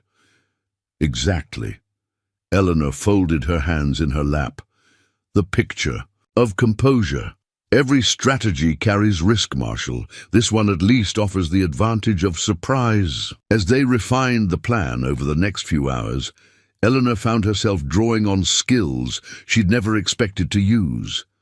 Her ability to present a facade of fragility when necessary, her teacher's talent for clear organization, even the social graces she'd learned as Mrs. Whitcomb's companion that allowed her to navigate difficult personalities. By late afternoon, they had established a detailed approach. Eleanor would arrive at Reed's office shortly after dusk, when most miners would be gathering at the saloons and the Golconda's day shift would be changing. Reed kept regular evening office hours, according to Doyle, reviewing production reports and meeting with his supervisors. "Remember," Wade cautioned as they prepared to depart, "your only objective is to keep Reed distracted for 10 minutes. No matter what happens, leave after that time has elapsed. Head directly to Doc Sullivan's office. He'll provide sanctuary if needed." Eleanor nodded, adjusting the modest grey travelling dress she'd changed into, a deliberately subdued choice, to reinforce her pretense of defeat. "And you'll free Deputy Clark while Reed is occupied with me, then meet you at the doctor's office no later than 9 o'clock. Wade secured the evidence packet in a hidden compartment beneath a floorboard in the cabin. "If anything goes wrong, this location remains our fallback position." They rode toward town as sunset painted the western mountains in shades of gold and crimson. Rather than taking the main road, they approached from the north, using the terrain to remain unobserved. At the edge of town, they separated, Wade circling toward the rear of the Golconda offices, while Eleanor continued toward the main entrance. Reed's headquarters occupied a 2-story building on the eastern edge of Redemption Creek.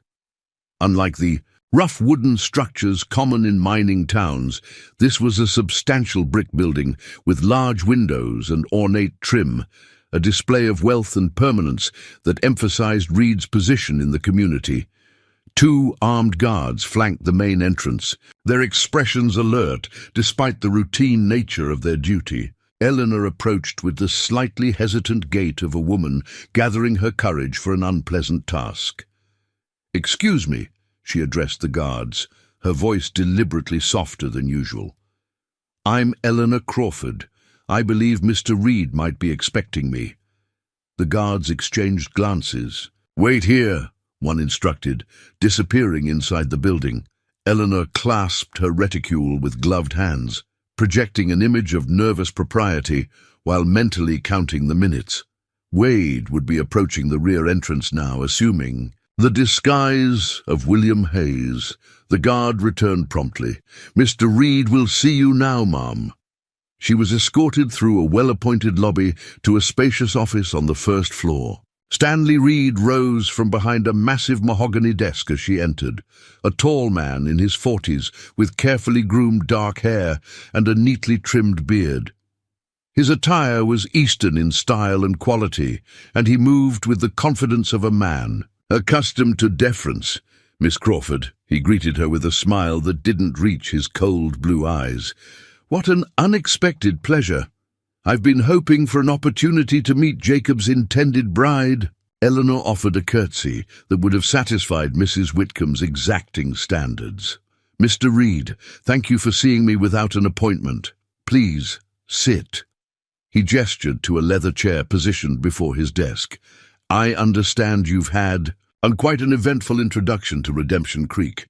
She settled into the chair, arranging her skirts with deliberate care. "Indeed, nothing has proceeded as I expected since my arrival." Reed resumed his seat, studying her with calculated interest. "I was sorry to hear about Jacob's tragic accident. He was a valued colleague."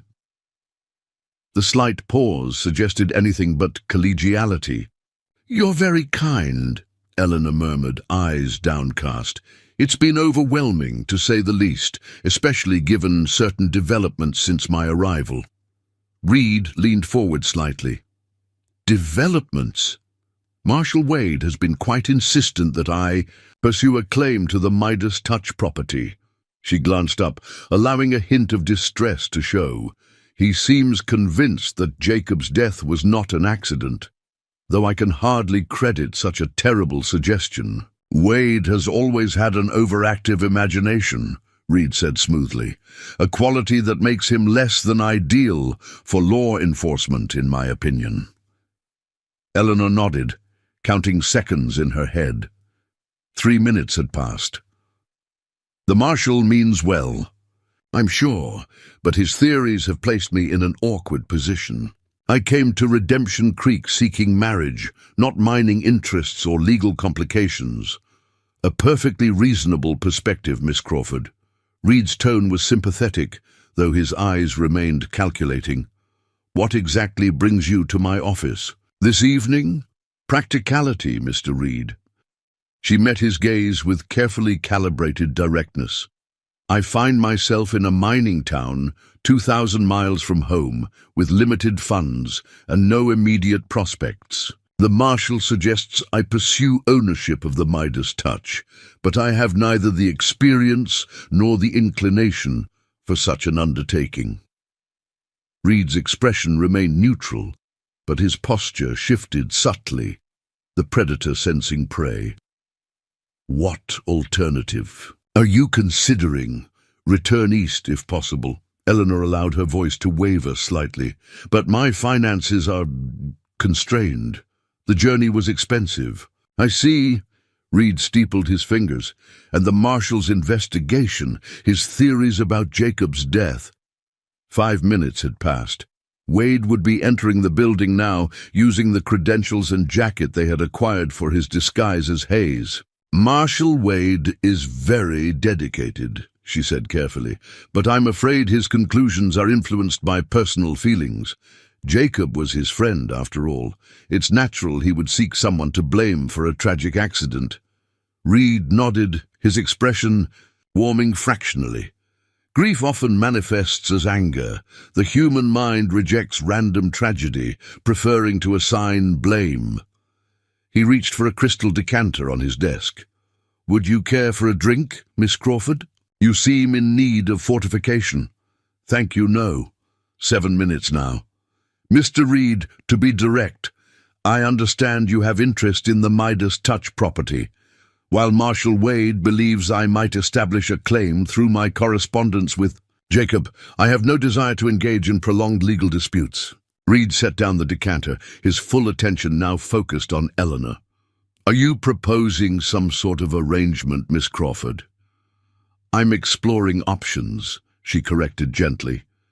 If there were a way to resolve this situation that provided for my return east, while allowing Redemption Creek's mining operations to continue under experienced management. The implication hung in the air between them. Reed studied her for a long moment, reassessing his initial impression. That's a remarkably practical approach, Miss Crawford. Most women in your position would be guided by emotion rather than reason. Eleanor offered a small smile. My father valued pragmatism above all, Mr. Reed, a principle that has served me well in difficult circumstances. 9 minutes. Wade should have located Clark by now, if all had gone according to plan.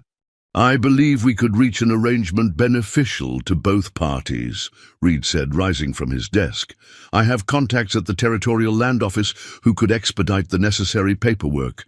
By this time tomorrow, you could be on a stagecoach, back to civilization with sufficient funds to establish yourself comfortably.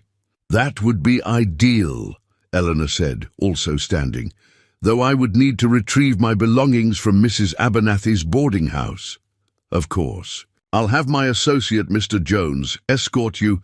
A commotion erupted somewhere in the building, shouting followed by what sounded like a scuffle. Reed moved swiftly to a cabinet behind his desk and extracted a shotgun. Stay here, he ordered, his pleasant demeanor vanishing instantly. This won't take long. As Reed strode from the office, Eleanor counted the final seconds.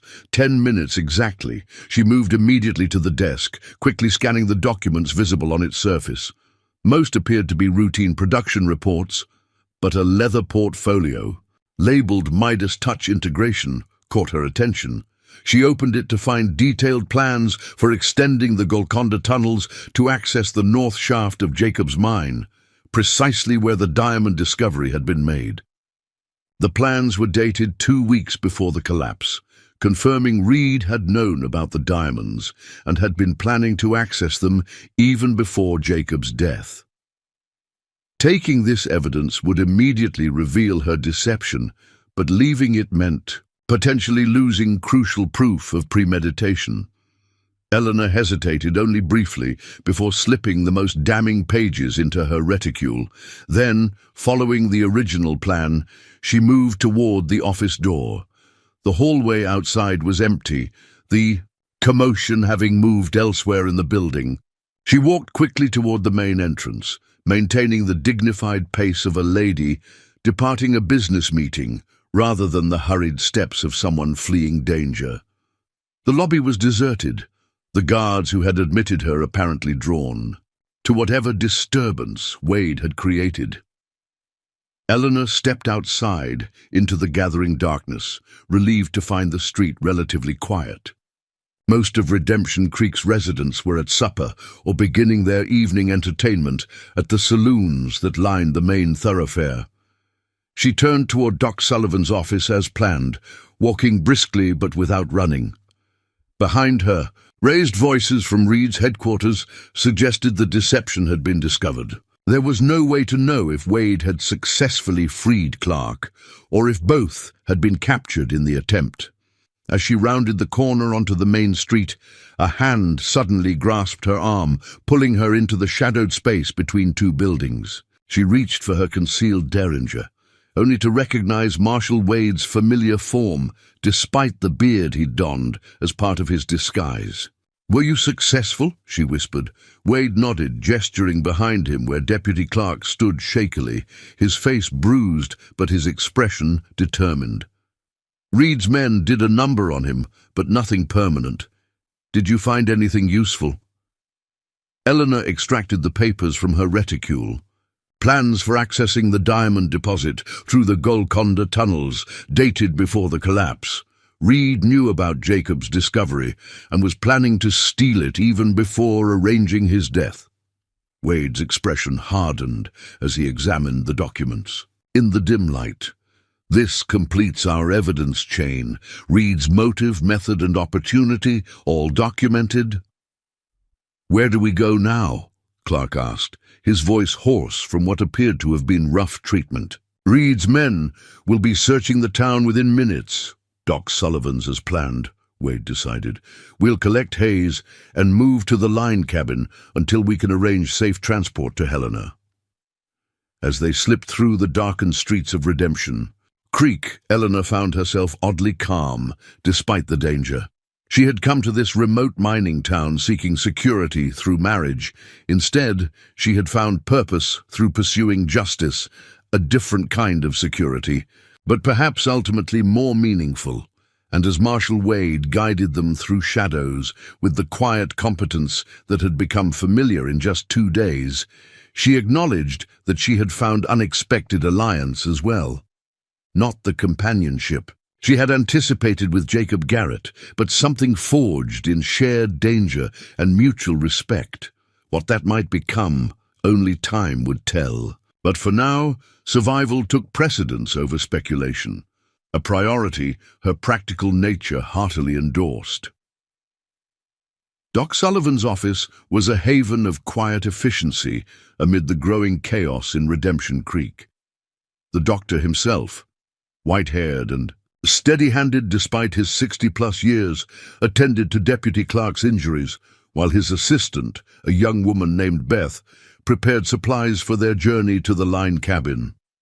"Reed's men were questioning him about the evidence from Jacob's house," Wade explained, as Sullivan cleaned a particularly nasty cut above Clark's eye. "They seem particularly interested in anything related to the North Shaft." "Makes sense," William Hayes commented from a chair by the window where he kept watch on the street outside. The actual foreman had been recovering well from his shoulder wound and had insisted on joining their group, despite Sullivan's objections. "The diamond pipe extends primarily through that section. It's the most valuable part of the entire claim." Eleanor studied the mining foreman with interest. Hayes was younger than she had expected, perhaps 30, with intelligent brown eyes and a calm demeanor that suggested competence rather than bravado. His left arm remained in a sling, but his movements were otherwise steady and purposeful. "We have all the evidence needed now," Wade said. laying out their collected documents on Sullivan's examination table. Hayes's testimony about the boundary violations, the survey reports and diamond samples from Jacob's safe, and now Reed's own plans showing premeditation. "The question is getting it safely to Judge Wilson," Sullivan said, finishing his treatment of Clark's injuries. "Reed controls the roads, and by morning he'll have men watching every trail out of Redemption Creek." "Not every trail," Hayes interjected. "There's an old mining path through Mitchell's Pass that connects to the Helena Road. It's rough terrain, barely passable on horseback, but Reed's men wouldn't know about it. Jacob and I used it for private access to the northern claims." "How long would it take to reach Helena that way?" Wade asked. "2 days of hard riding, assuming good weather." Hayes glanced at Eleanor. "Though it's hardly suitable for a lady." Eleanor straightened her shoulders. "I've come this far, Mr. Hayes. Difficult terrain won't deter me now."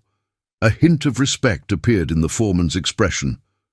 "Jacob chose well when he wrote to you, Miss Crawford." The compliment warmed Eleanor more than she might have expected. Throughout the whirlwind events since her arrival, she had wondered what kind of man Jacob Garrett had truly been. Hearing Hayes's genuine respect, echoed in Doc Sullivan's nod of agreement, confirmed that Jacob had indeed been someone worthy of her journey west. "We'll leave before dawn," Wade decided, gathering the documents and returning them to the waterproof packet. "Sullivan, can you provide medical supplies? Hayes and Clark both need continued treatment." "Already prepared," the doctor confirmed, indicating a leather satchel. "Basic necessities for changing bandages and preventing infection. Enough laudanum for pain management if needed, though I'd advise using it sparingly." "What about Mrs. Abernathy?" Eleanor asked suddenly. "And the others at the boarding house? Reed might target them once he realizes we've escaped." Wade's expression darkened.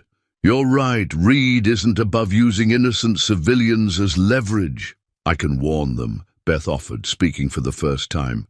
The young woman's quiet efficiency had made her nearly invisible as she worked, but her voice was firm with resolve.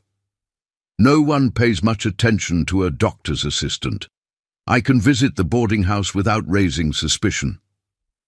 Sullivan nodded. Approval. Beth knows how to be discreet. She can alert Mrs. Abernathy without drawing attention. With this arrangement settled, they finalized preparations for departure. Sullivan provided food and basic supplies, while Hayes sketched a rough map of the route through Mitchell's Pass. Eleanor took the opportunity to wash away the day's dust and change into more practical attire for hard riding. A split skirt she had packed for ranch life, paired with a sturdy shirtwaist and serviceable boots.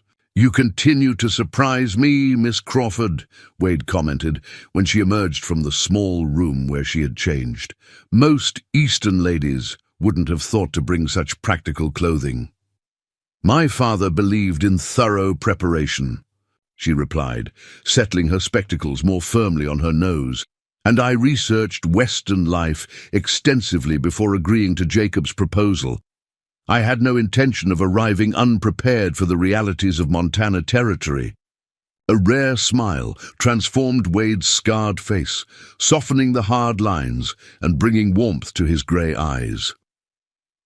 "Jacob was a fortunate man to have found you, even if fate prevented your meeting." The compliment created an unexpected flutter in Eleanor's chest, which she firmly attributed to nerves about their impending journey. This was hardly the time for such distractions, particularly with a man so different from the educated, refined Jacob Garrett she had expected to marry.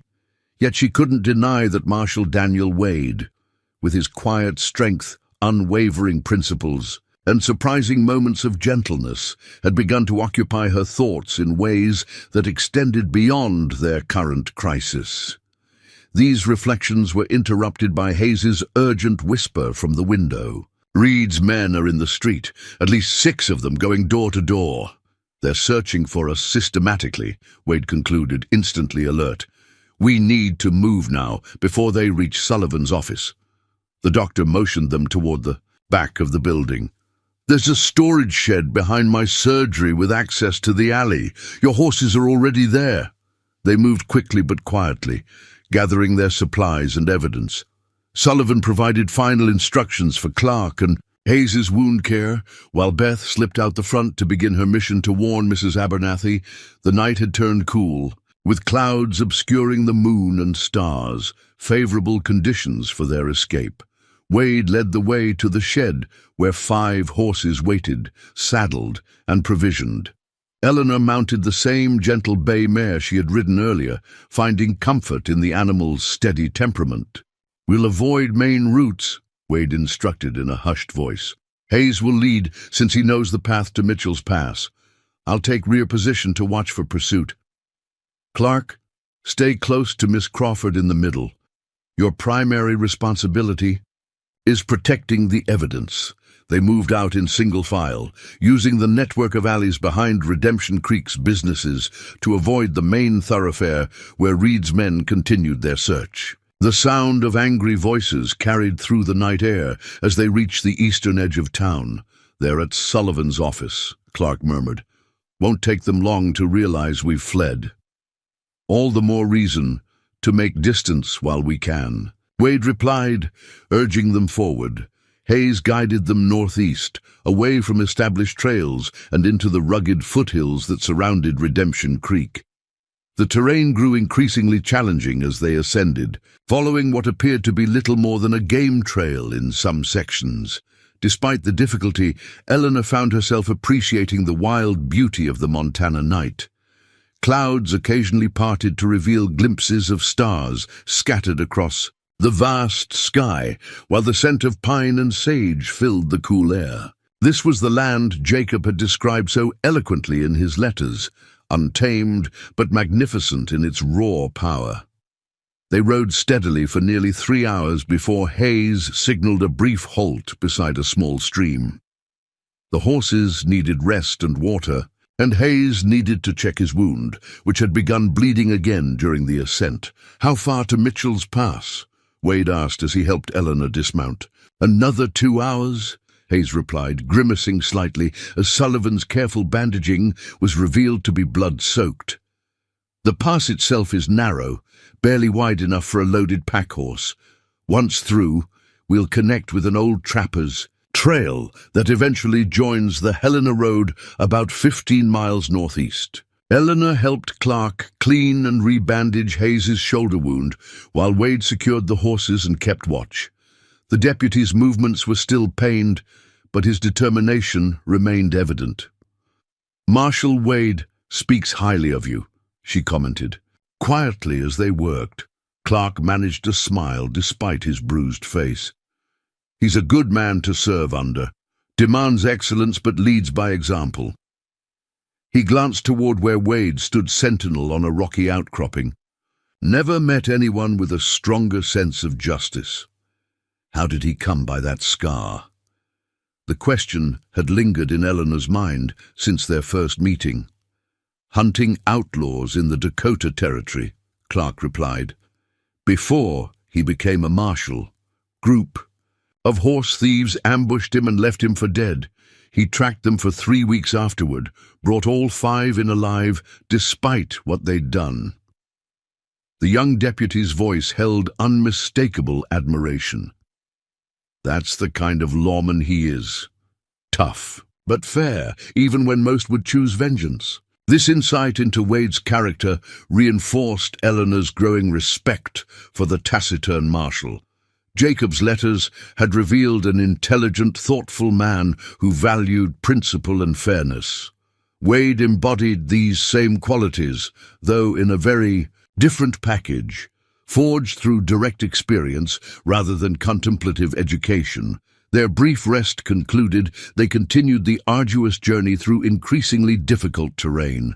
The trail narrowed as they climbed higher, in some places requiring them to dismount and lead the horses along treacherous passages where loose shale could trigger dangerous slides.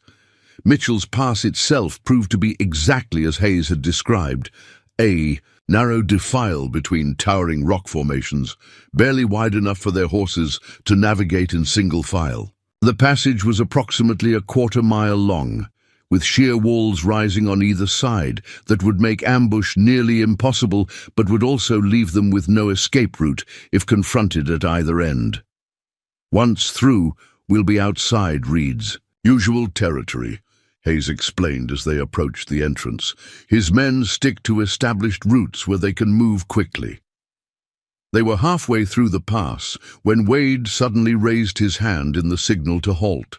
Everyone froze, straining to hear what had alerted the marshal. "Riders," he said tersely, "coming fast from the direction of town." Hayes looked alarmed. "How? Nobody knows about this trail except Jacob's most trusted men." The implication hung heavily in the air.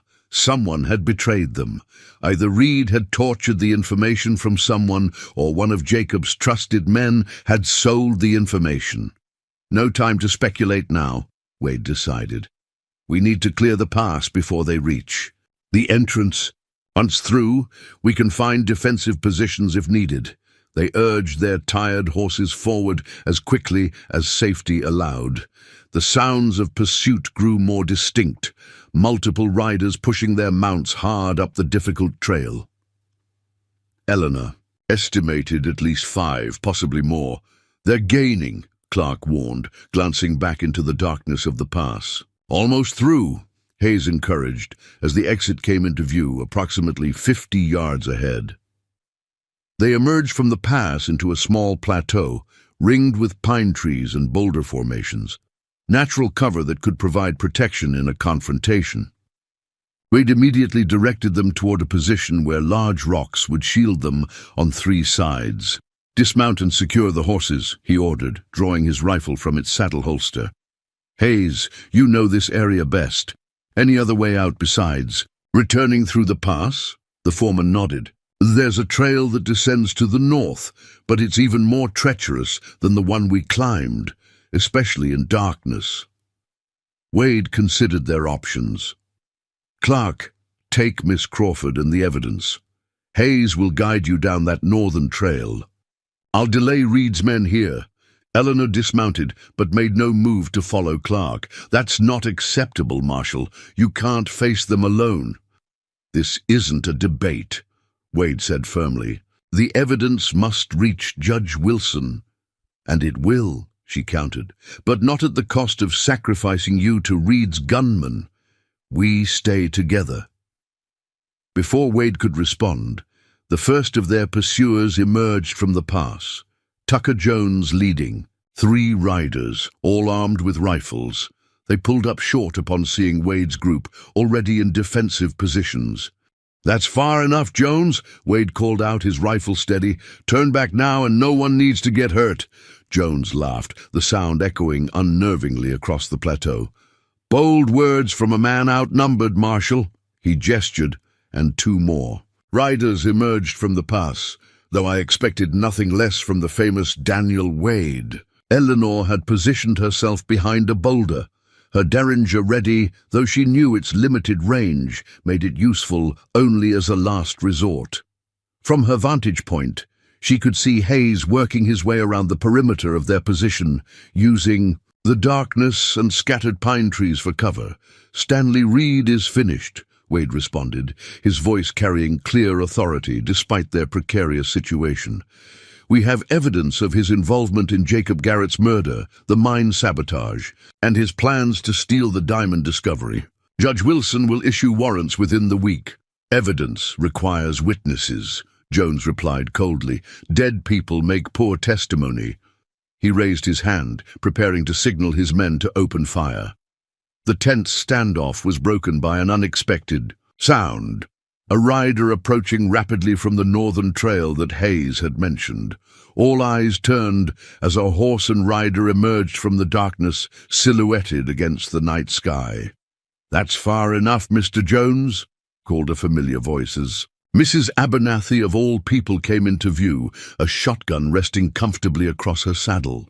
"You and your boys might want to reconsider your position.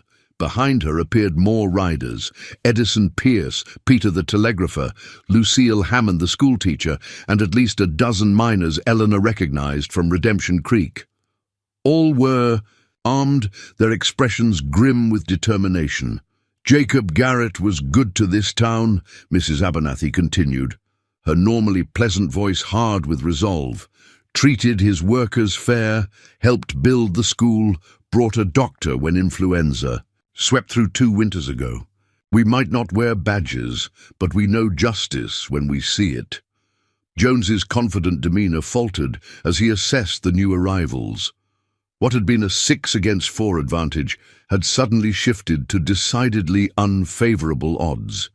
His men looked to him uncertainly, clearly having expected an easy ambush rather than armed resistance. "Reed won't be pleased," Jones said finally, lowering his rifle. "This isn't over, Marshal." "Yes, Mr. Jones, it is," Wade replied. "For Reed, for you, and for everyone who helped bury those 12 miners in the Midas Touch collapse. There's a special kind of justice for men who murder for profit." Jones and his men retreated slowly back into the pass, unwilling to turn their backs completely until they were safely out of rifle range. Once they had disappeared, Eleanor approached Mrs. Abernathy, amazement evident in her expression. "How did you know where to find us?" The older woman smiled. "Beth brought your warning, but we were already preparing." Peter intercepted a telegraph from Reed to the territorial capital, mentioning plans to ambush you at Mitchell's Pass. Once we knew Reed's target, gathering those loyal to Jacob was simply a matter of spreading the word. Wade joined them, genuine respect in his expression, as he surveyed the impromptu militia. "I've underestimated Redemption Creek. There's more backbone here than I realized." "Jacob believed in building community, not just profits," Mrs. Abernathy said simply. "Those of us who remain haven't forgotten." She turned to Eleanor. "Now, I believe you have evidence that needs delivering to Judge Wilson." As they organized their expanded group for the continued journey to Helena, Eleanor found her gaze returning to Marshal Wade. The taciturn lawman was directing arrangements with quiet efficiency, his scarred face set in lines of determination. He looked up, catching her watching him. For a brief moment, something unspoken passed between them. Acknowledgement of shared danger overcome, mutual respect earned, and perhaps something more that neither was yet ready to name. Eleanor smiled slightly before turning away. She had come to Montana Territory seeking one future and found another entirely. What that future might hold remained uncertain, but for the first time since arriving in Redemption Creek, she felt something that had been missing even in her correspondence. With Jacob Garrett, a sense of belonging not to a person, but to a cause and a community worth fighting for. The territorial courthouse in Helena stood as a testament to Montana's growing importance, a substantial structure of granite and timber that housed the judicial authority for the sprawling territory. 2 days of hard travel had brought Eleanor and their expanded party to the territorial capital, their arrival timed perfectly with Judge Wilson's court session. Eleanor smoothed her travel-worn skirt as they climbed the courthouse steps, acutely aware of the contrast between their dust-covered group and the well-dressed lawyers and officials moving through the imposing building.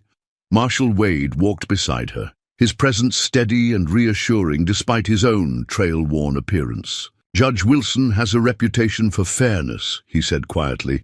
"He's one of the few territorial officials not in Reed's sphere of influence." The judge proved to be an imposing figure, silver-haired and keen-eyed, with the weathered face of a man who had spent decades sorting truth from falsehood. He received their party in his private chambers, listening without interruption as Wade presented their evidence.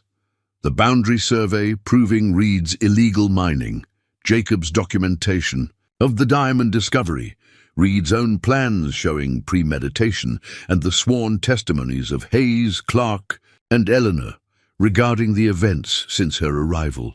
When the presentation concluded, Judge Wilson removed his spectacles and rubbed the bridge of his nose.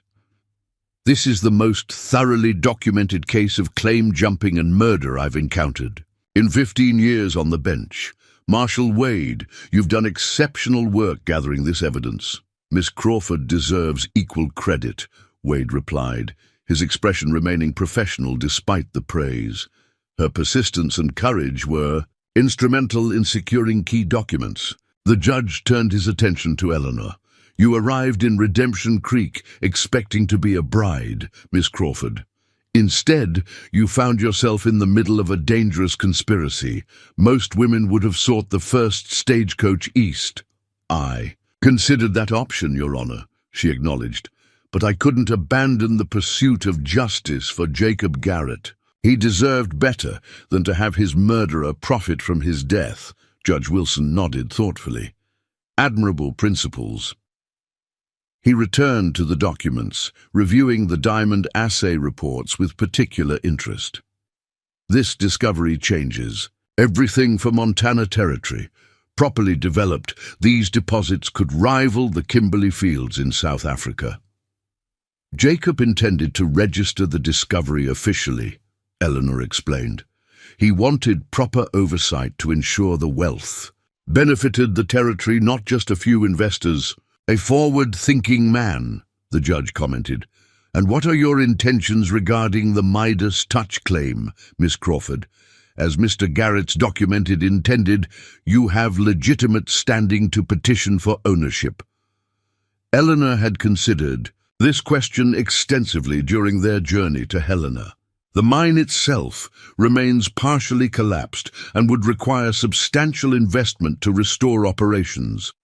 The diamond deposit, however, should be developed under territorial oversight, as Jacob intended. She placed a document on the judge's desk, a proposal she had drafted during their night at a way station outside Helena. I'm proposing the formation of the Garrett Mining Trust. 50% of proceeds would fund infrastructure improvements in Redemption Creek and educational opportunities for miners' families. 20% would establish a safety fund for injured miners and widows. The remaining 30% would provide reasonable returns for necessary investors. Marshal Wade looked at her with undisguised admiration, having not been privy to this plan before. Judge Wilson studied the proposal, nodding slowly as he read. Ambitious and remarkably detailed, he commented. But who would oversee such an operation? Diamond mining requires specialized knowledge. William Hayes has that knowledge, Eleanor replied. As Jacob's foreman, he's familiar with both the gold operations and the diamond discovery. With proper backing and territorial oversight, he could manage the reconstruction and development. The judge considered this, and your role, Miss Crawford. Eleanor straightened her shoulders. I would serve as administrator of the trust, ensuring the proceeds are distributed according to Jacob's vision. My experience as a teacher and my father's assistant in managing college accounts has prepared me for such responsibilities. Judge Wilson set down the proposal and leaned back in his chair. I'll need time to review everything thoroughly, but I'm prepared to issue immediate arrest warrants for Stanley Reed and his associates based on the evidence presented. Marshal Wade, I assume you're willing to execute these warrants? With Deputy Clark and a territorial posse, Wade confirmed, Reed will have learned of our arrival in Helena by now. He may attempt to flee or destroy additional evidence. The following hours were a flurry of activity. Judge Wilson issued the warrants and authorized a substantial posse to accompany Wade back to Redemption Creek. Telegrams were dispatched to federal authorities regarding the diamond discovery, and Eleanor's proposal was formally entered into territorial records pending full review. By late afternoon, preparations for Wade's return journey were complete. The marshal would depart at dawn, with Deputy Clark, Hayes, and 20 territorial officers, intending to reach Redemption Creek before Reed could organize his escape. Eleanor found Wade checking his equipment in the stable behind the courthouse, his movements methodical as he prepared for the potential confrontation ahead. I've been assigned quarters at the Helena Hotel, she said, approaching quietly. Judge Wilson believes I should remain here until Reed is in custody." Wade nodded, without looking up from his saddle. "A wise precaution. Reed is most dangerous now that he's cornered. When will you return to Helena?" 3 days, if all goes smoothly. Perhaps longer if Reed resists arrest." He finally turned to face her, his grey eyes serious beneath the brim of his hat. "Your trust proposal was impressive, Eleanor. Jacob would have approved." The use of her given name wasn't lost on her. Throughout their dangerous journey, Wade had maintained a careful formality, addressing her as Miss Crawford, despite their shared perils. This subtle shift felt significant, though neither acknowledged it directly. "I hope to honor his vision," she replied, "though the path has proven quite different than expected." A ghost of a smile touched Wade's scarred face.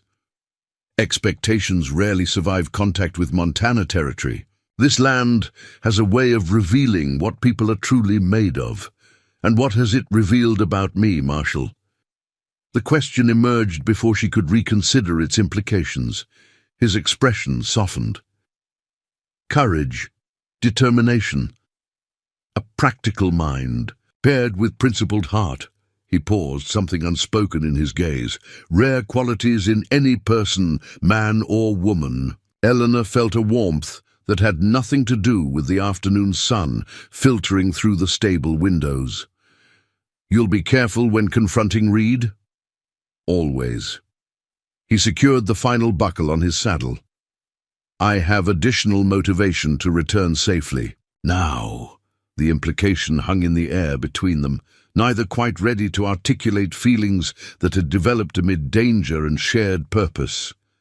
There would be time for such conversations after justice was secured. "I should let you finish your preparations," Eleanor said, conscious of the busy stable around them. "Good luck, Marshal Wade." "Daniel," he corrected quietly. "After everything we've faced together, I believe we've earned first-name basis."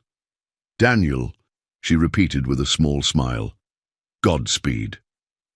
3 days later, Eleanor stood on the platform of the Helena Telegraph Office, waiting anxiously for news from Redemption Creek. Judge Wilson had been true to his word, expediting review of her proposal while territorial officials began preliminary assessments of the diamond discovery's extent. The telegraph operator's door opened, and he emerged with a yellow paper in hand. "Message for Miss Crawford," he called. Eleanor accepted the telegram with steady hands that belied her inattention. The brief message caused her shoulders to relax for the first time in days. "Reed in custody. Stop all deputies. Safe stop returning tomorrow with prisoners. Stop Redemption. Creek sends regards. Stop Danielone." Month later, Eleanor stood at the partially reconstructed entrance to the Midas touch mine, watching as workers cleared the last debris from the main shaft. The territorial mining commissioner beside her made notes as Hayes explained the engineering improvements being implemented to prevent future collapses. "The diamond pipe appears intact," Hayes concluded. "Preliminary assays confirm Jacob's original findings. Once fully operational, this could be the most significant mineral discovery in Montana's history." "And the safety improvements?" Eleanor asked, her focus remaining on the miners rather than the profits they would generate. "Everything to current specifications," the commissioner confirmed, "plus the additional supports you insisted upon. This will be the most secure mining operation in the territory." Satisfied, Eleanor signed the inspection documents. The Garrett Mining Trust was officially operational, with territorial backing and federal oversight ensuring both safety and fair distribution of proceeds. Already, Redemption Creek was showing signs of rebirth, buildings being repaired, new businesses opening, and families returning as legitimate employment opportunities expanded. She walked back toward town, nodding greetings to workers and residents, who had come to respect the Diamond Lady, as some had taken to calling her. The journey from mail-order bride to mine administrator had been unexpected, but Eleanor found fulfillment in honoring Jacob's vision while charting her own path. The renovated office of the Midas Touch Mine, now headquarters of the Garrett Trust, occupied the building where Jacob had once worked. Eleanor had maintained his organizational systems while adding her own touch, a school fund ledger, a widow's relief account, and plans for a proper library for Redemption Creek. She was reviewing applications for the new safety inspector position when a familiar figure appeared in the doorway. Marshal Wade, recently returned from delivering Reed and his associates to federal authorities in Denver.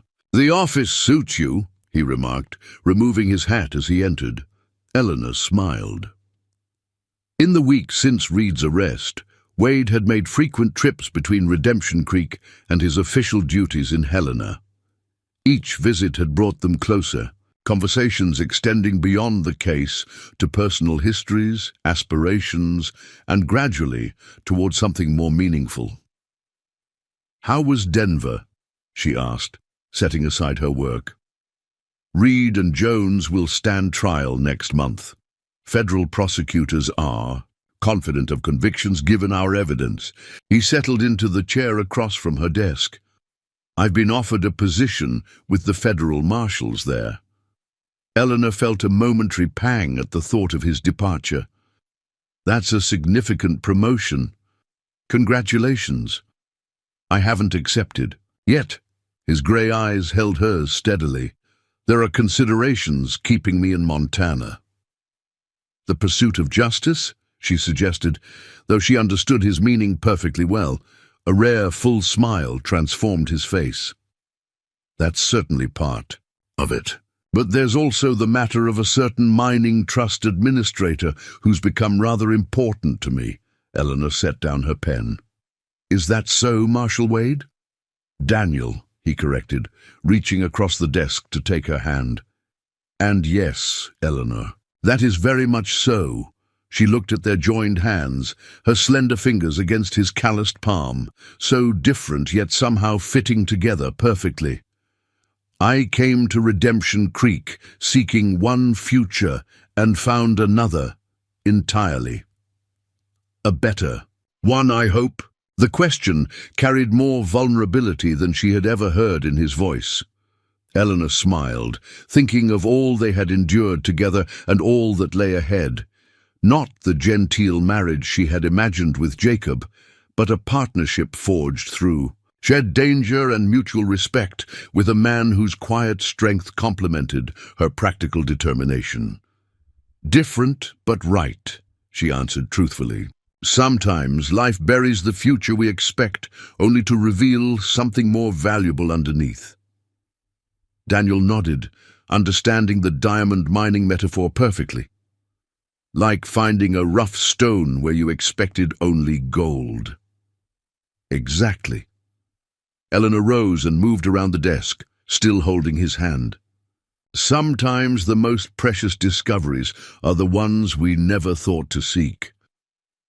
As the afternoon sun slanted through the windows of what had once been Jacob Garrett's office, Eleanor Crawford found herself exactly where she belonged, not as the bride she had journeyed to become, but as a woman who had discovered her own strength while building something lasting from tragedy. And beside her stood not the husband she had expected, but the partner she had found amid danger and courage. Redemption Creek had indeed offered her redemption, though not in the way anyone could have predicted.